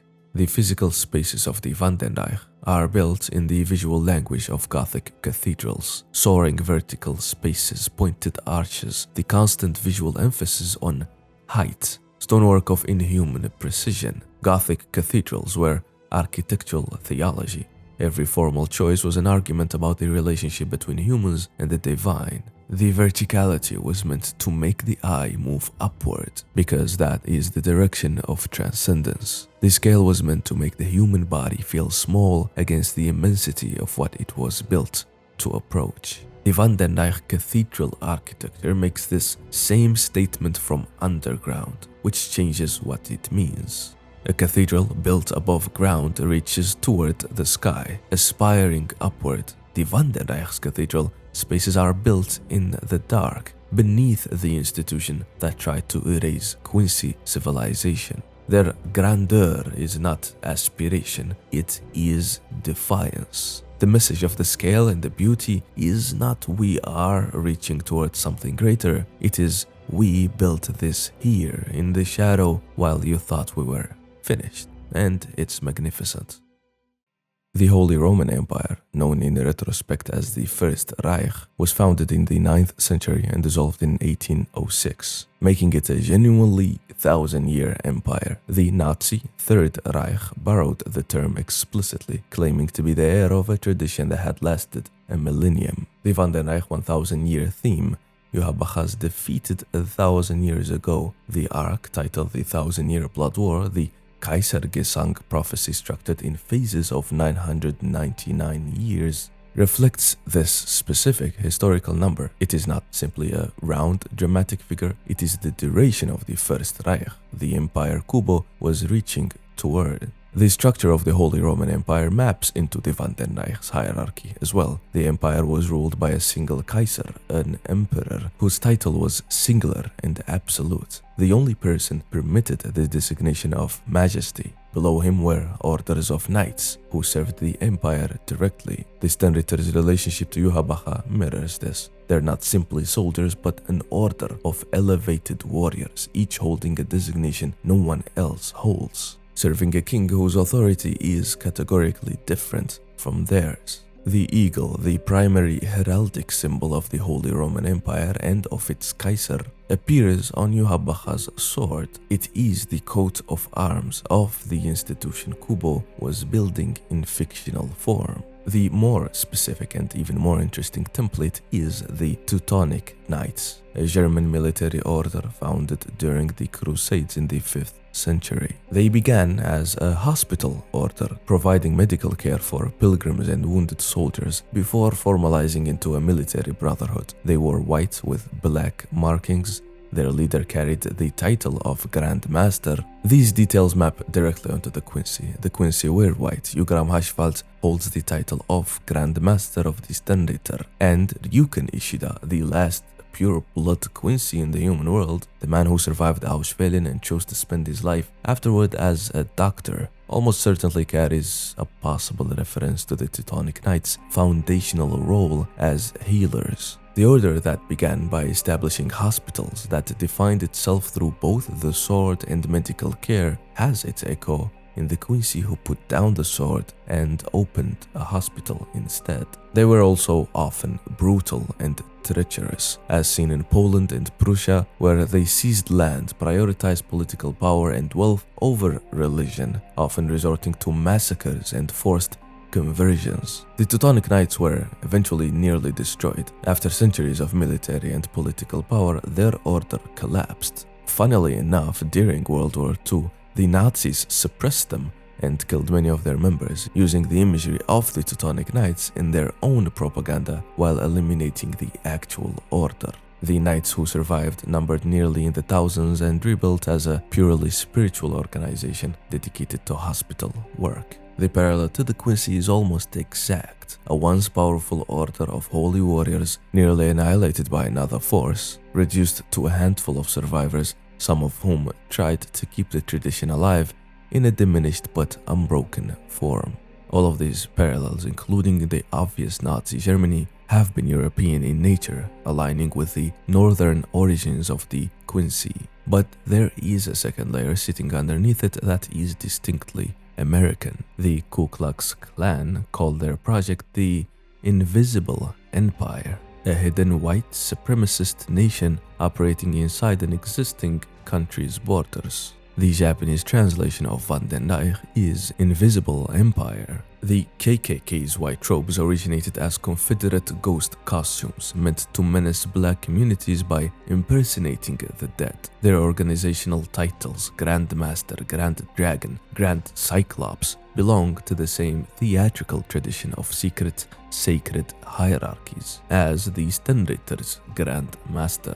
None of this proves deliberate reference. What it reveals is the imagery Kubo assembled for the Van den Reich. White robes, a Grand Master, a hidden empire, a Christian military brotherhood. These overlap with the clan's self-presentation because both reached into the same source material, the medieval crusading order, the secret spiritual hierarchy, the white-clad warriors of God. The shape they produce from those materials is the same. The Quincy were established early in Bleach as regular humans with supernatural weapons but ordinary bodies, not capable of superhuman physical feats, not built for the kind of combat the Stenritter actually perform. The Thousand-Year Blood War ignores this completely, with no explanation. Then there is the age problem. Hashfalt and Busby trained together over 1,000 years ago, and they show no deterioration or aging. And as Aznot is recruited from what is clearly a deathbed, hospital, life support, a Bible at his side, ready for last rites. The simplest resolution to this is that the Vandermeer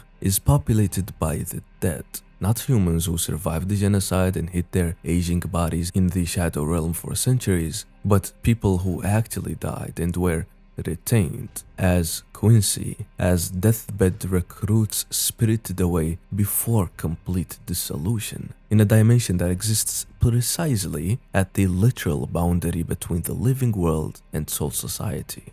It is possible, and it explains everything. The three Fullbringers who returned during the arc with their memories and powers intact establish that this is possible within the manga's own rules. Under this reading, the Ishida family were genuinely the last living Quincy. Everyone else in the Vandermeer was already dead. Lastly, there is Japan's Kakure Kirishitan, hidden Christians, who maintained their Catholic faith in secret for over 2 centuries after Christianity was banned and its practitioners systematically persecuted. They used coded symbols, disguised practices, and passed the tradition down through generations with no access to priests, surviving as a community defined entirely by secrecy and the memory of persecution. The Quincy, Catholic-coded, hidden for generations, maintaining their tradition in the shadow of the dominant spiritual institution that tried to destroy them, rhyme with this history precisely enough that it cannot be entirely coincidental, whether Kubo composed the rhyme deliberately or not. The Nazi layer, the KKK layer, the Ghost Army, the hidden Christians. These are not separate references, they are the shape seen from different angles. A religious military order in white, a hidden empire, an army of people who were supposed to be finished. A Western haunting arriving in a world not built to receive it. The Vandermeer is an invisible empire, not because the German etymology produces that phrase. It is an invisible empire because that is literally what it is. An army of possible ghosts in white, commanded by a being with a powerful name, demanding recognition from the world that thought it had buried them. Now that we covered essentially everything, from origins to mythology, symbolism, possible inspirations and references, analyzing the patriarch and the king of Quincy and his powers, let's take a closer look at some of the other Quincy and what they bring to the story of Bleach. Yugaram Hashfalt's backstory begins as far from Quincy as a Quincy can be. He grew up with an abusive uncle, had no parents, and most humiliatingly for a Quincy, could not form a Heilig Bogen. He could not manifest the spirit bow that is the most fundamental expression of Quincy power. He was considered by those around him to be a Quincy born incomplete, a category that Bleach acknowledges occurs once every few decades. His response was to train obsessively with a sword, to become a swordsman in a tradition of archers, so that his lack of the most basic Quincy ability would not leave him helpless. He found a companion in Buzz B, a Quincy with enormous raw power who adopted Hashfalt and pushed him to keep going. When Yuhabaha came and selected Hashfalt as his right hand, the selection seemed incomprehensible. Buzz B, strong, talented, and obviously gifted, was passed over. Hashfalt, the one who couldn't even form a bow, was chosen instead. The explanation Yuhabaha gave was this: Hashfalt shares the same fundamental power that Yuhabaha himself has. The ability to passively amplify and distribute power to Quincy around him. The reason Busby was so strong was Hashfalt. His inability to express Quincy power directly was because his power was the exact same power as Yuhabacha's, the power to give power to others, not to hold it for himself. He was not incomplete, he was the other half of something that needed two sides to function. The irony is layered. The person who seemed the most powerless was the person the king could not function without. The person who could not manifest the basic Quincy weapon was the person closest in nature to the source of all Quincy ability, and the person who trained alongside him, who believed in him when no one else did, was the person this choice most wounded. Hashfalt's shrift is B, the balance. His ability allows him to manipulate fortune and misfortune within his sphere of influence. Any good fortune his opponents experience in harming him is redirected back at them as equivalent misfortune. All of the misfortune directed at him personally is absorbed into his spirit weapon, the Freundschild, literally friend shield in German, a heavy shield on his left arm that stores and redirects suffering. He does not create misfortune, he redistributes it, enforcing a conservation law that the universe, in his view, operates by, regardless of whether anyone is paying attention or not. During the hours of Yuhabacha's sleep, Hashfalt holds the Almighty. The power transfers between them at the day-night boundary. Yuhabacha holds the Almighty while awake, Hashfalt holds it while Yuhabacha sleeps. Yuhabacha in turn gains the balance during his sleep, though he never uses it. They are described by Yuhabacha as two sides of a scale, two halves of a single power expressed in two different people. This shared power structure is the basis of the relationship. They're not king and subordinate in the ordinary sense, but something closer to a single entity divided into two complementary functions, each incomplete without the other. In his confrontation with Ishida Uryu, Hashfalt explains his philosophy directly. The universe distributes misfortune according to a law of conservation. Happiness is not free. Every blessing is drawn from somewhere. The person who experiences good fortune does so in a world where that fortune came from somewhere else. His ability does not invent this dynamic, it makes it visible and controllable. He can collect the fortune and redirect the misfortune that the universe is already producing, enforcing the accounting that was already happening invisibly. This is one of the most honest answers to the problem of suffering that any character in Bleach offers, honest in the specific, limited sense of refusing to explain suffering away or justify it. The classical religious attempts to justify suffering, it builds character, it is part of larger good, it is the cost of freedom. All involve arguing that suffering is, from some wider perspective, worth it. Hashfalt's position is simpler and colder. Suffering is not a problem with an explanation, it is a feature of the structure of existence, as fundamental and personal as the conservation of energy. The cost of every good thing is built into the universe's accounting. The only question is, who bears it? For those who wish to avoid Core 4 spoilers, please jump to this timestamp.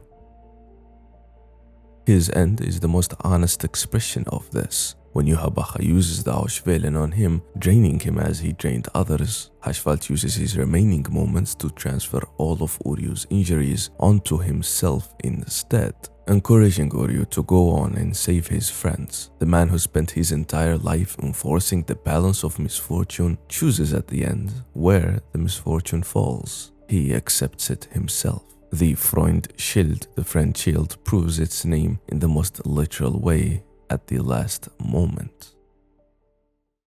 The Schutzstaffel, protective echelon in German, is Yuhabacha's personal elite guard.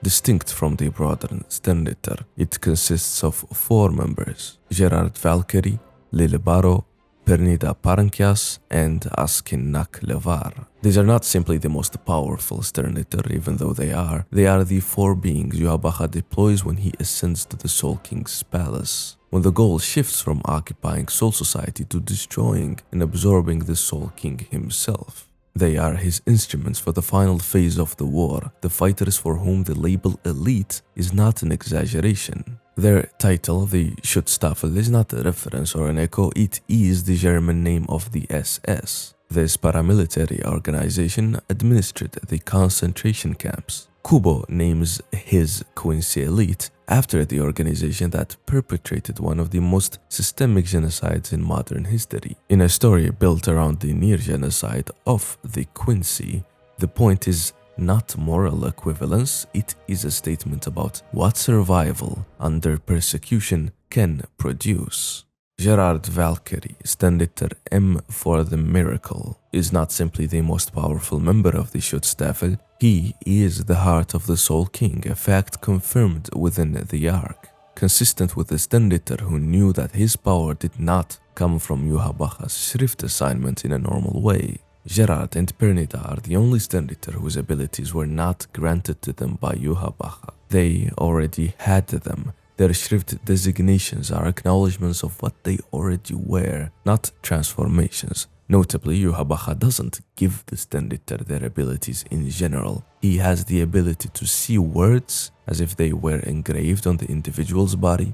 Thus, he finds the respective individuals based on these embedded words. And then the Schrifts that went missing due to war losses and such. Those are the exact words Kubo used to answer a question about Schrift manifestation. The significance of the heart of the Soul King embodying the miracle is not accidental. The miracle in religious tradition is the inexplicable occurrence of an impossibility when it is needed most. The divine breaking into the natural order to accomplish what natural forces cannot. Gerard's ability manifests the collective fear and belief of those around him. When his opponents insist he cannot survive what has been done to him, their certainty that it is impossible becomes the fuel for the impossible becoming real. He grows stronger in direct proportion to the magnitude of what seems to guarantee his defeat. The heart of a warrior is the thing that keeps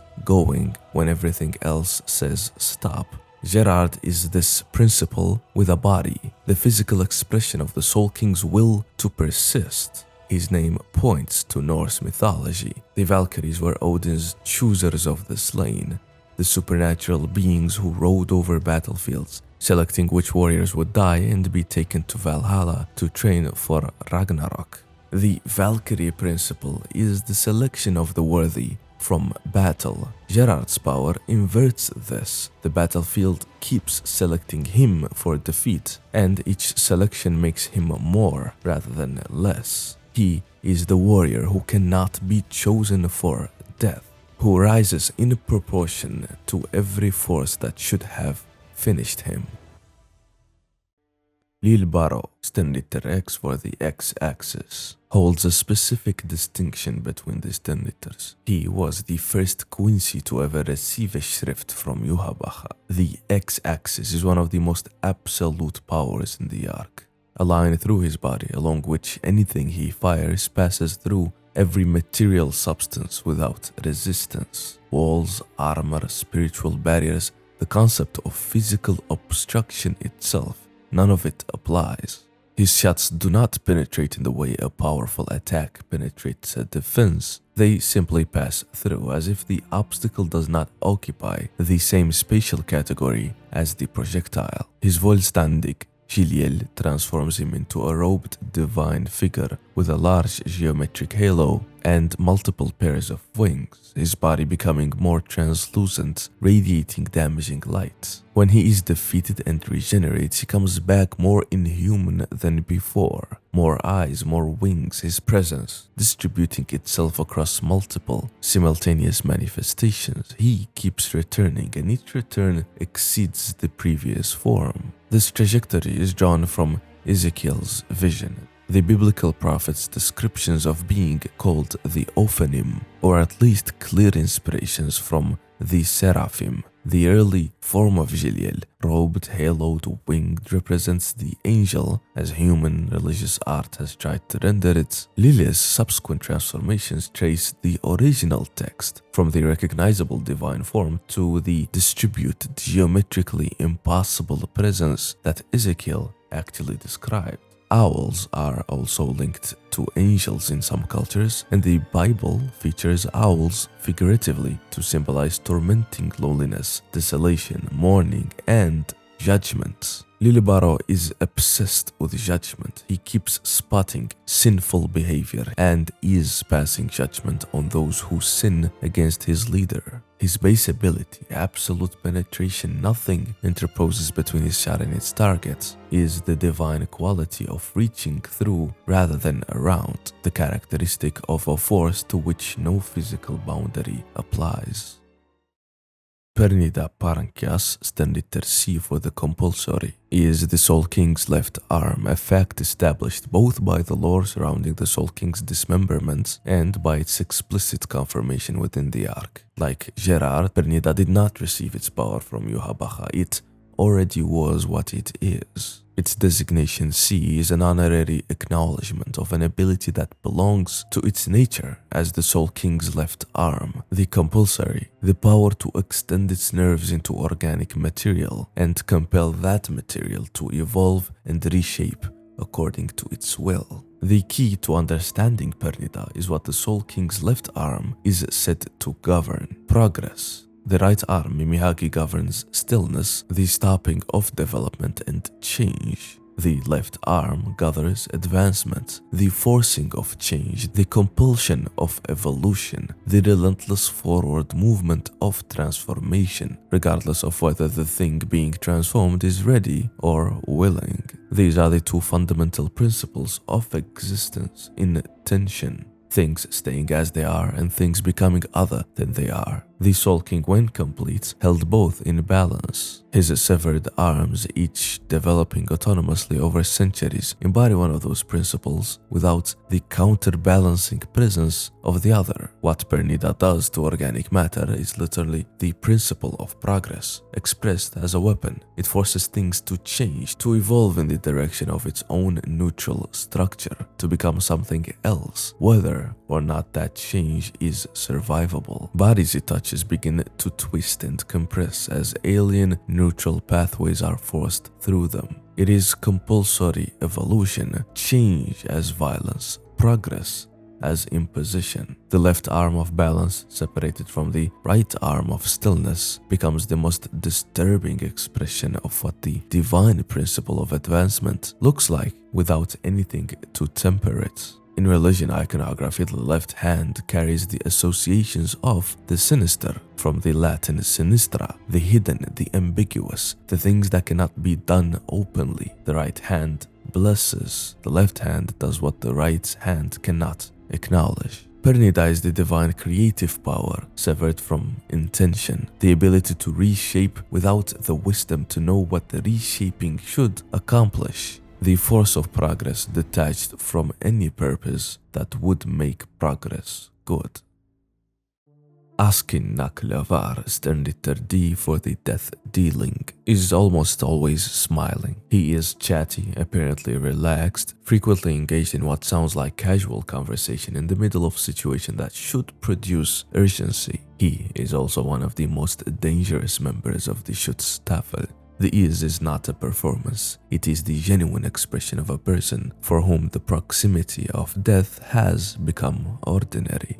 His power, the death dealing, manipulates lethal dosage. Every substance has a threshold beyond which it becomes fatal to a specific body. The amount of water, reiatsu, oxygen, blood, or anything else that crosses the line from necessary to lethal. Askin can raise or lower that threshold for any substance in relation to any targets. He can make someone's own blood toxic to the body it flows through. He can make the air they breathe lethal at normal concentrations. He does not introduce a foreign poison, he adjusts the line between medicine and death. This power is drawn from the founding principle of toxicology, as a discipline. The 16th century physician and alchemist Paracelsus, considered the father of the field, formulated the core insight of his science as the dose makes the poison. No substance is inherently safe or toxic.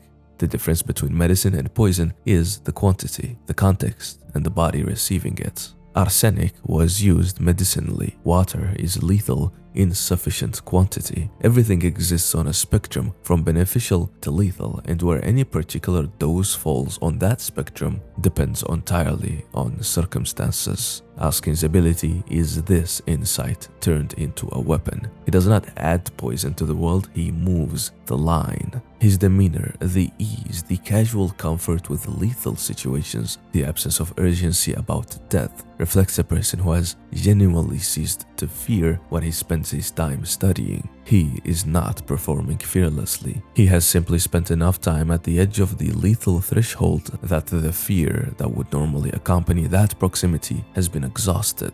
The tragedy embedded in his character is that this genuine release from fear, this authentic comfort with mortality, produces not wisdom, but the world's most clinical killer.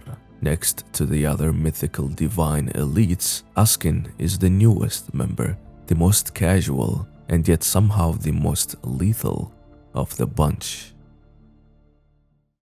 Aznot was a dying man in a hospital before Yuhabaha found him, bedridden in chronic pain, terrified of what was waiting on the other side of the death he was approaching. Yuhabaha gave him power and continued existence. Everything he became afterward was shaped by what he feared at the moment of his transformation. His ability injects boundless instinctive fear into anyone his reishi thorns touch. Not fear of him specifically, not a response to a specific threat, but the primordial terror itself, raw and unmediated. The philosopher Kierkegaard distinguished ordinary fear, which has an object and resolves when the object is removed, from what he called angst, the dread that attaches to existence itself, to the awareness that you are alive and therefore will cease. Aznot weaponizes this. His opponents do not become afraid of the situation. They are stripped of every psychological buffer between ordinary consciousness and the direct awareness of their mortality. His Volstandig Tatar Foras leaves him with blood streaming from his eyes, his face lipless and decaying, a row of stitching running down his body.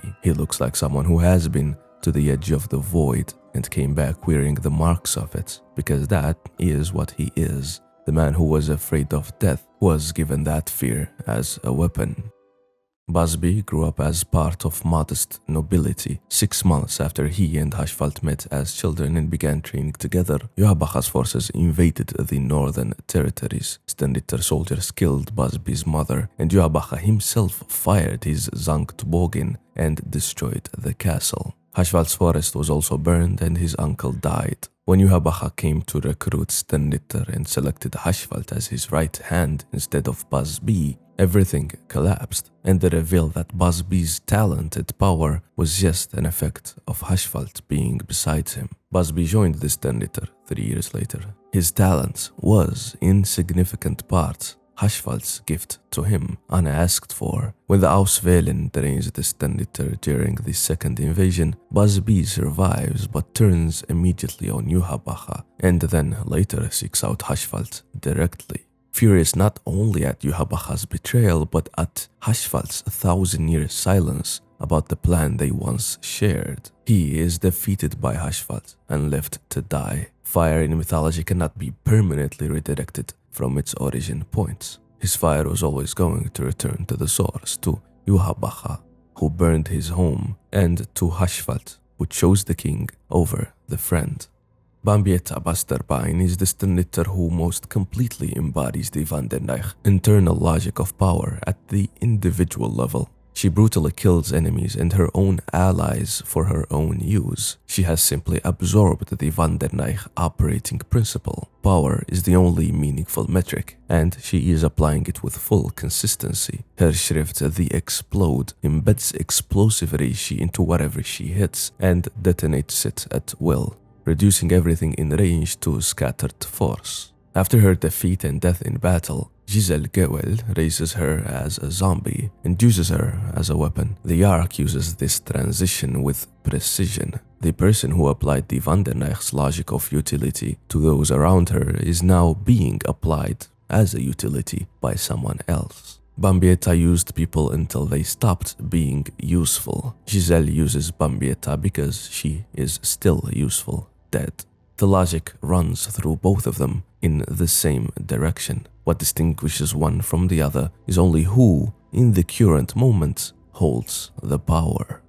Lil Toto Lampert is the most practically minded of the Stenritter group, and my personal favorite of the group. Her Schrift, the Glutton, enormously extends her mouth to consume targets with crushing force and sharp teeth. A direct and physical ability that matches her direct, unsentimentalized approach to everything. She does not perform loyalty, she does not feel, and does not disguise calculation as devotion. She fights effectively, survives encounters that kill others, and keeps track of what things actually cost. Her defining moment is what she does when the Auswählen comes, when Yuhabacha drains the Stenritter to restore his Schutzstaffel, killing many of them. Lil Toto and Giselle survive, but people they fought alongside do not. Her response is to immediately turn on Yuhabacha and attempt to kill him. Shortly before this, in a moment of equal significance, she kills Pepe Wakabrada herself after he attempts to use his love ability on her. She is the arc's purest expression of the ordinary soldier's relationship to an institution that claims her loyalty and then treats her as expendable. The person who refuses to frame betrayal as anything other than what it is, and who acts accordingly the moment she has the information she needs. The true holder of the Schrift S is James, the small bald man who follows Musk the Masculine and cheers for him from the sidelines. Musk is a manifestation of what James considers his ideal hero. The fighter James imagined when he imagined the perfect champion, the S, the superstar. When James cheers, the Schrift activates. Mask heals, amplifies, and becomes progressively more powerful with each round of support. When James is destroyed, Mask can resurrect him too, using the life link that exists between them, so that James can cheer again. When Mask dies, Yuhabacha notes that James has died and absorbs his reishi, confirming that James was the Stenritter. The visual protagonist of the duo, the one doing all the fighting, is not the source of the power. This inversion is the entire point. Lucha Libre and professional wrestling more broadly is one of the most complete examples of how collective belief generates something real and operative. The luchador is not merely a fighter performing for entertainment, they are a character in an ongoing community drama, and the crowd's emotional investment is the fuel that makes the performance meaningful. Without the crowd, the performance is hollow. James is the congregation. Mask is the ritual the congregation performs. The Schrift confirms this structurally. The divine quality of the superstar lives in the believer, not in the one being believed in. Genuine devotion generates genuine force. Grimmy's Schrift is the visionary.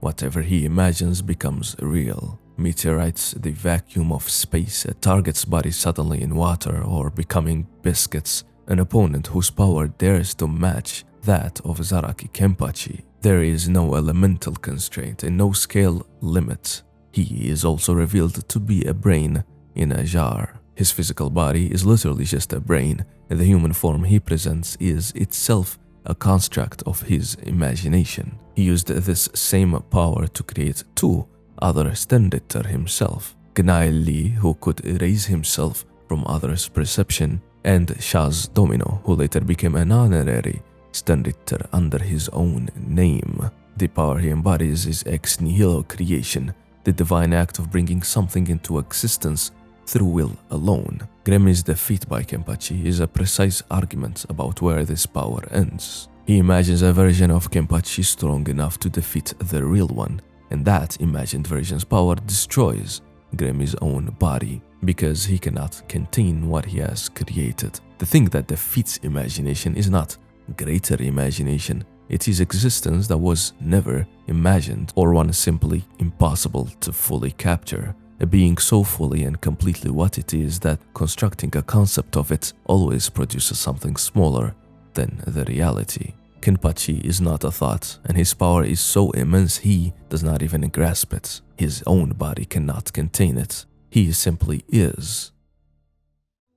Before there were three worlds, there was one, a single chaotic place where the living and the dead existed together, hunted constantly by hollows. The being who would become the Soul King emerged from that chaos, not as a ruler, but as a protector. He killed hollows to keep the world's people safe. Then the most powerful beings of that era, the ancestors of soul societies, noble families, captured him. His power was used to split the world into three, the living world, Soul Society, and Hueco Mundo. Then, to make sure he could never oppose them, they cut him apart. His arms, his legs, his organs, all removed and scattered. What remained was sealed in a crystal and suspended in a palace above Soul Society, kept alive not as a king, but as a mechanism. His existence is the lock that holds the three worlds apart. Without him, everything collapses back into one. His name is Jean Bleach.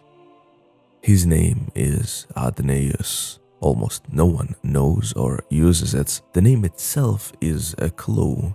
Like stated earlier, it probably comes from Adonai, from the Hebrew Bible, just like the name of his son. But it most likely comes from Adonaios, one of the 7 archons in Gnostic religious tradition, the intermediate beings who administer a world built wrong. In Gnostic thought, the true God did not make the physical world. A lesser flawed being did, the demiurge, and the archons maintain his order, keeping divine sparks trapped inside it. Kubo clearly may have built this structure directly into Bleach. The Soul Reapers are the Archons, genuinely powerful, genuinely committed to maintaining order, and completely dependent on a foundation they never chose to examine. An imprisoned being whose suffering is the price of their stability. Yuhabaha is correct that the system is built on a crime, his solution absorbing the Soul King and making himself the new ground of all existence does not end the crime, it just replaces one captive with a consuming tyrant. The pieces of the Soul King that were cut away did not stay inert. His right arm became Mimihagi, a fallen, drifting to the outer districts of Rukongai, worshipped at a small shrine by people with nowhere else to turn. His left arm became Pernida. His heart became Gerard Valkyrie. Each piece developed its own consciousness, its own identity, its own allegiances, and those allegiances split in opposite directions. Mimihagi stayed connected to the Soul King's will, trying to protect the world. Pernida joined Yuhabaha's army, eventually fighting against everything the Soul King represented. The dismemberment did not just weaken him, it turned parts of him against each other. This is most visible in what Mimihagi did for Ukitake Jushiro. When Ukitake was 3 years old and dying of a lung disease, his parents carried him to Mimihagi's shrine. Mimihagi took his lungs and the damaged parts, and in doing so kept him alive. It could not heal him, it could only stop the dying. He had been Mimihagi's vessel since he was 3 years old. When the time came, he gave the rest of his body so Mimihagi could rise and try to hold the three worlds together in the Soul King's place. It was not enough. Yuhabaha absorbed Mimihagi. Ukitake died, but for a moment, a severed piece tried to do the work of the whole body it came from, and could not. Because a fragment is always only a fragment. This is what makes the Soul King genuinely tragic rather than just a plot device. He did not choose to become a prisoner, even though Yuhabaha hints at the possibility of him allowing it to happen. He built something to protect people and was imprisoned inside it. His children, Yuhabaha by blood, the Quincy as a whole by extension, his body parts by separation, went to war with each other inside the world he created. And through all of it, he floated, conscious and immobile, behind the crystal in a palace no one could reach, seeing everything that would happen 1,000 years before it did. He saw the Quincy nearly wiped out. He saw Yuhabaha coming. He saw what would be done to him. According to Yuhabaha, he saw all of it and did nothing. And whether that was because he could not or because he chose not to, the text never fully answers. That silence is the point. The being at the center of the world does not speak, does not act, does not rule. He holds. And when he is finally gone, the world he held together shakes itself apart. And the people left inside it have to figure out how to keep going without the lock that kept everything in place.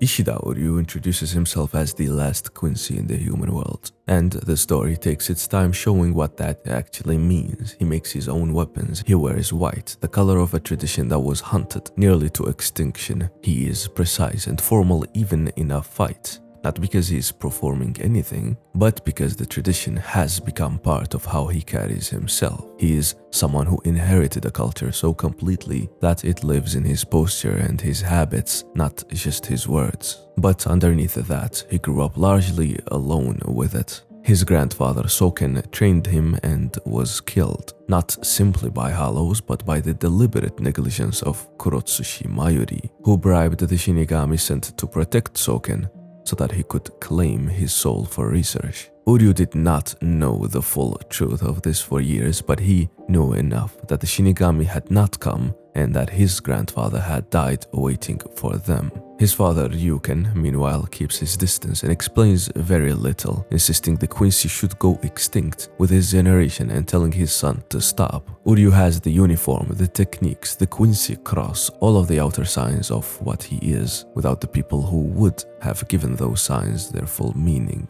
He is the last of something, but he was never told the whole story of what it cost to become the last. That gap is what Yuhabaha steps into. After the Van den Dijk's assault on Soul Society, Yuhabaha announces that his successor will not be Yugram Hashvalt, his right-hand man, the obvious choice, but Ishida Uryu, a stranger to every Sternritter in the room. His reason? Uryu was the only Gemished Quincy to survive the Auschwellen 9 years earlier, when Yuhabaha drained power from every mixed blood Quincy to restore himself.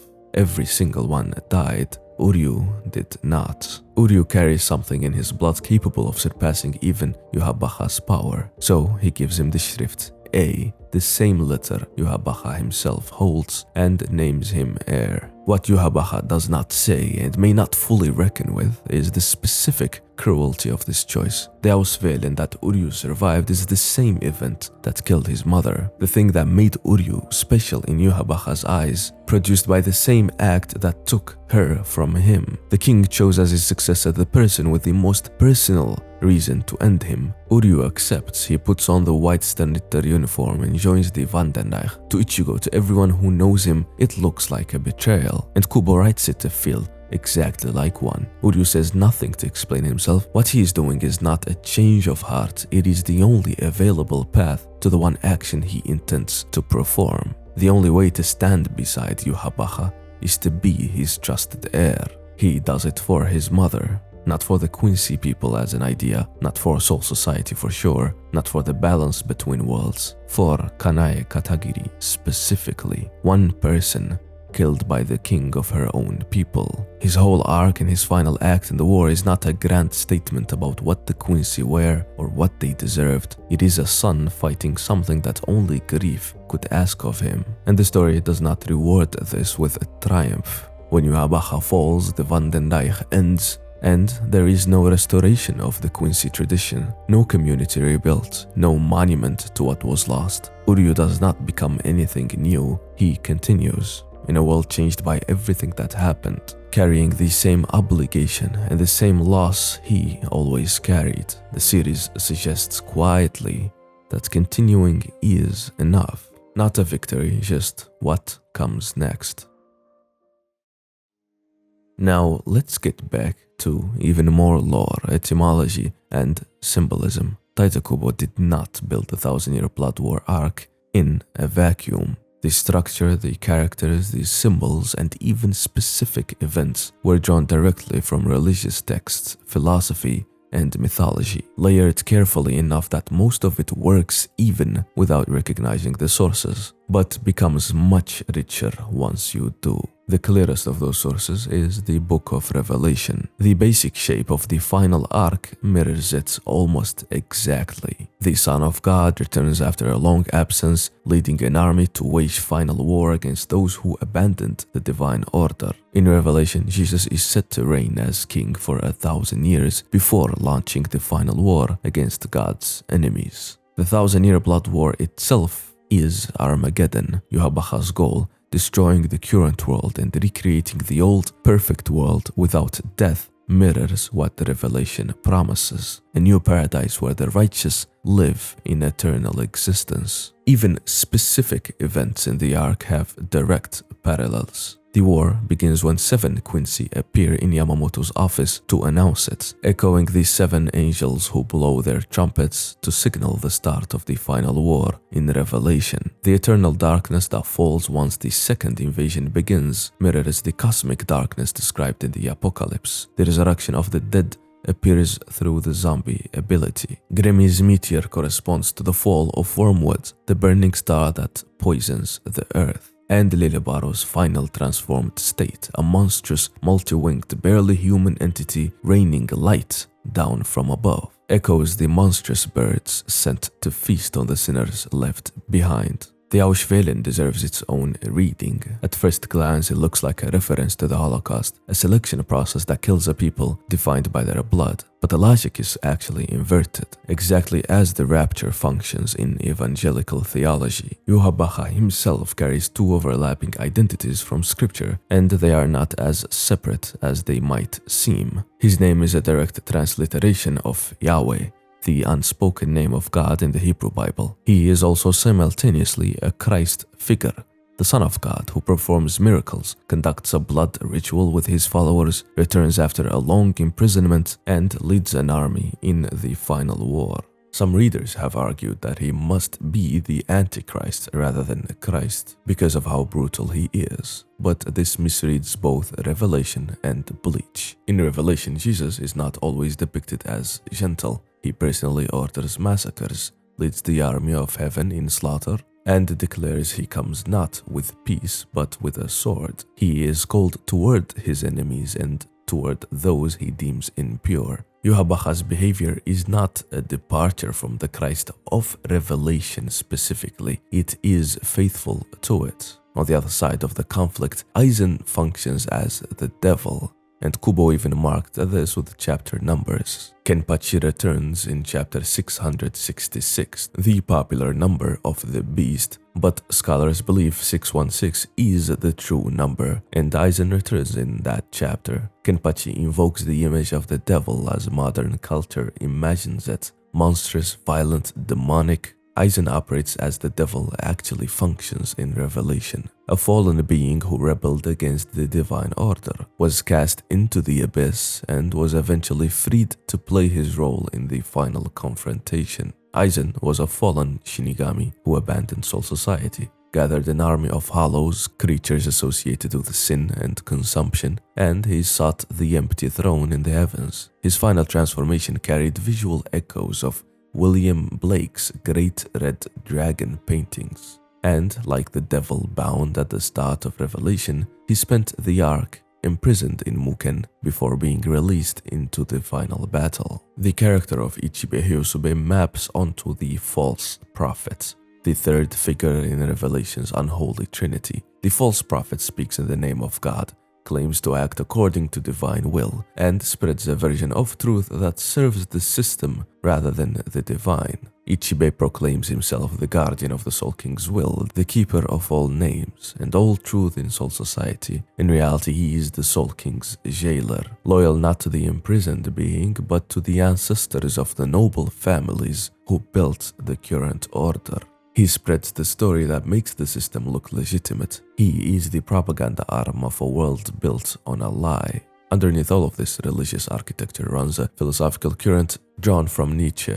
Volume 47 of Bleach features Nietzsche's declaration that with the rise of science and modern thought, the old foundations of morality and meaning have collapsed. If God does not exist, then the rules we built around God have no grounding. That's the argument. He theorizes that what we do with that realization defines us. In Bleach, the revelation that the Soul King is an imprisoned, mutilated, nearly mindless figure, not a ruler but a mechanism, is that moment becoming literal within the Bleach narrative. The foundation is not divine, it is a crime, and 5 characters respond to this knowledge in 5 different ways. Ichibe knows the truth and serves the system anyway, not from genuine belief but from obedience to the ancestors who built it. Aizen knows the truth and uses it to justify his own ambition, but has no actual vision for what comes after. He wants the throne, but he has no idea what he would do sitting in it.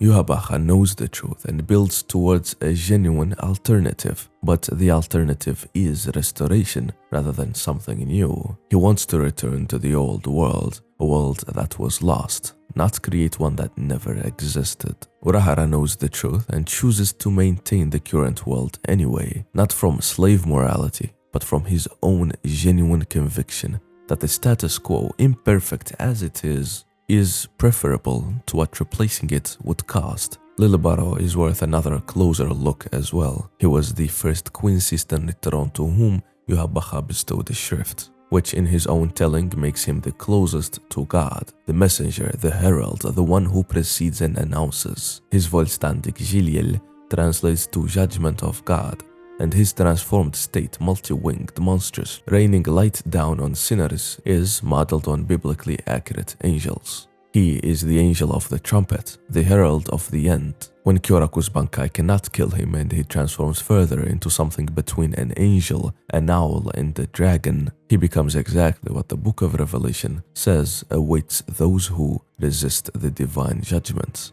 Something beyond ordinary opposition, something that requires a sacred weapon to put down.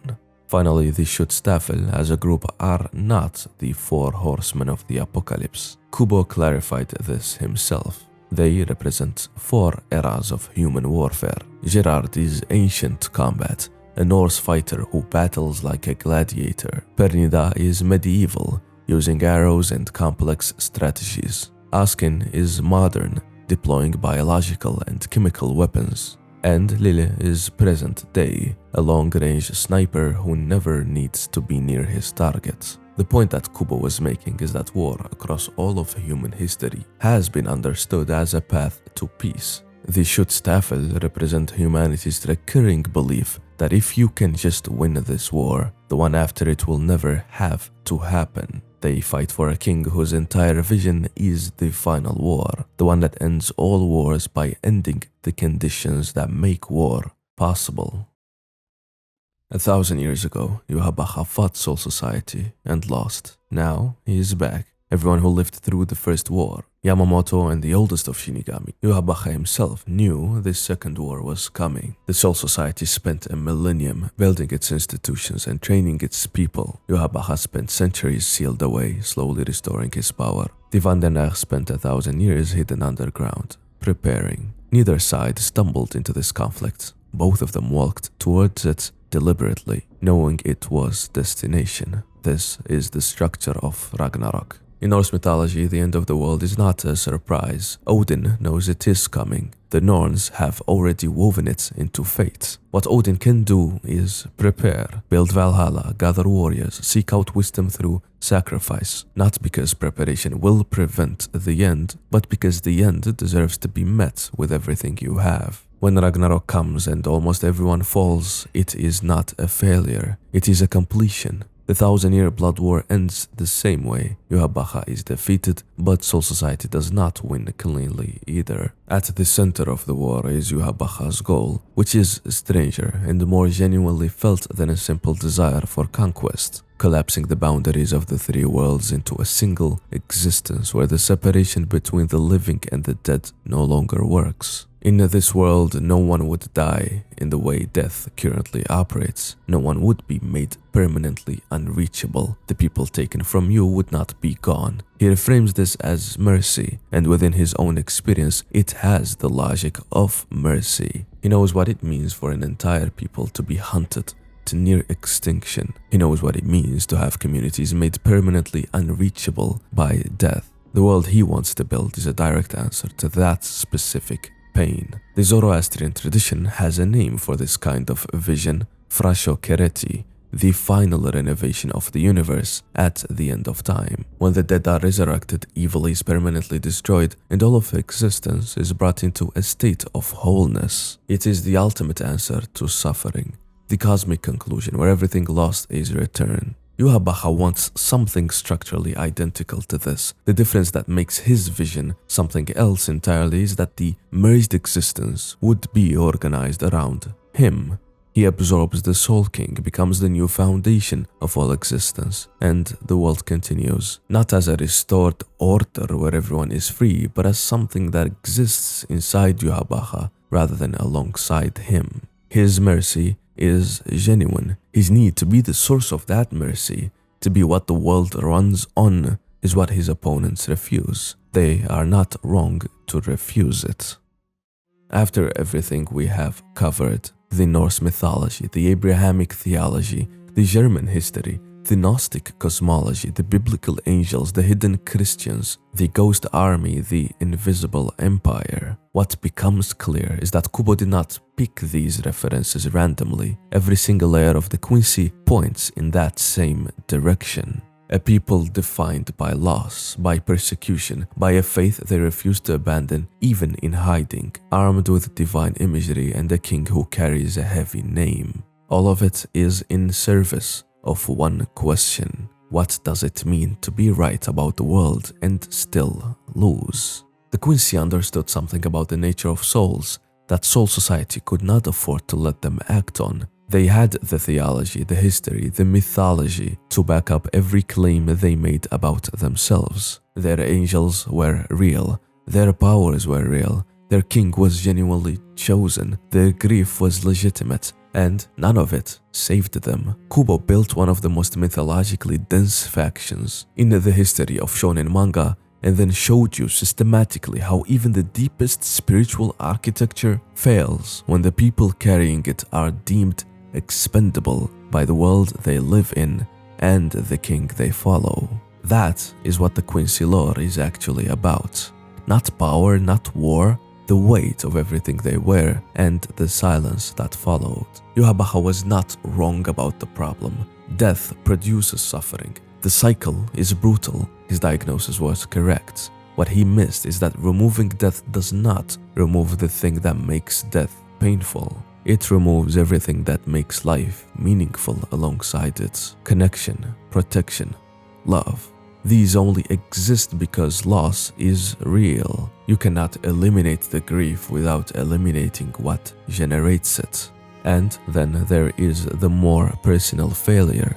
He built his entire campaign on using his own people as fuel. He drained the Stenritter with the Auswählen the moment the accounting required it. Soldiers who had served him for centuries, discarded.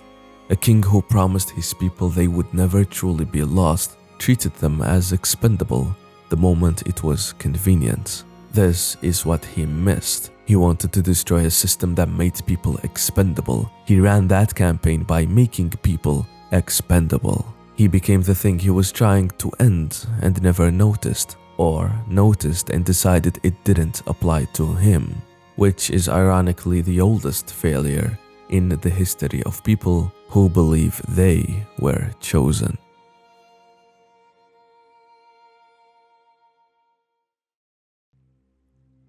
And that's the third main Bleach lore video done. Definitely the most complex and challenging since the Quincy are the most dense faction, I would say, in Bleach. And like I mentioned before, Kubo's most confusing part of the story. I hope that was coherent enough to understand them just a little better for some of you and found some value and joy from watching it. You can directly support my work here through Patreon to justify the continuation of this channel and the amount of work I put into these obscure topics and breakdowns. YouTube just keeps getting worse and the videos get less views and ads, and this one, like most, will probably get demonetized anyways. So consider assisting my groceries in exchange for some extra content, like a companion director's commentary video that is out now on Patreon, where I discuss the process, my vision for this video, and what I cut out, along with some other analysis, and all of the things that went into making it.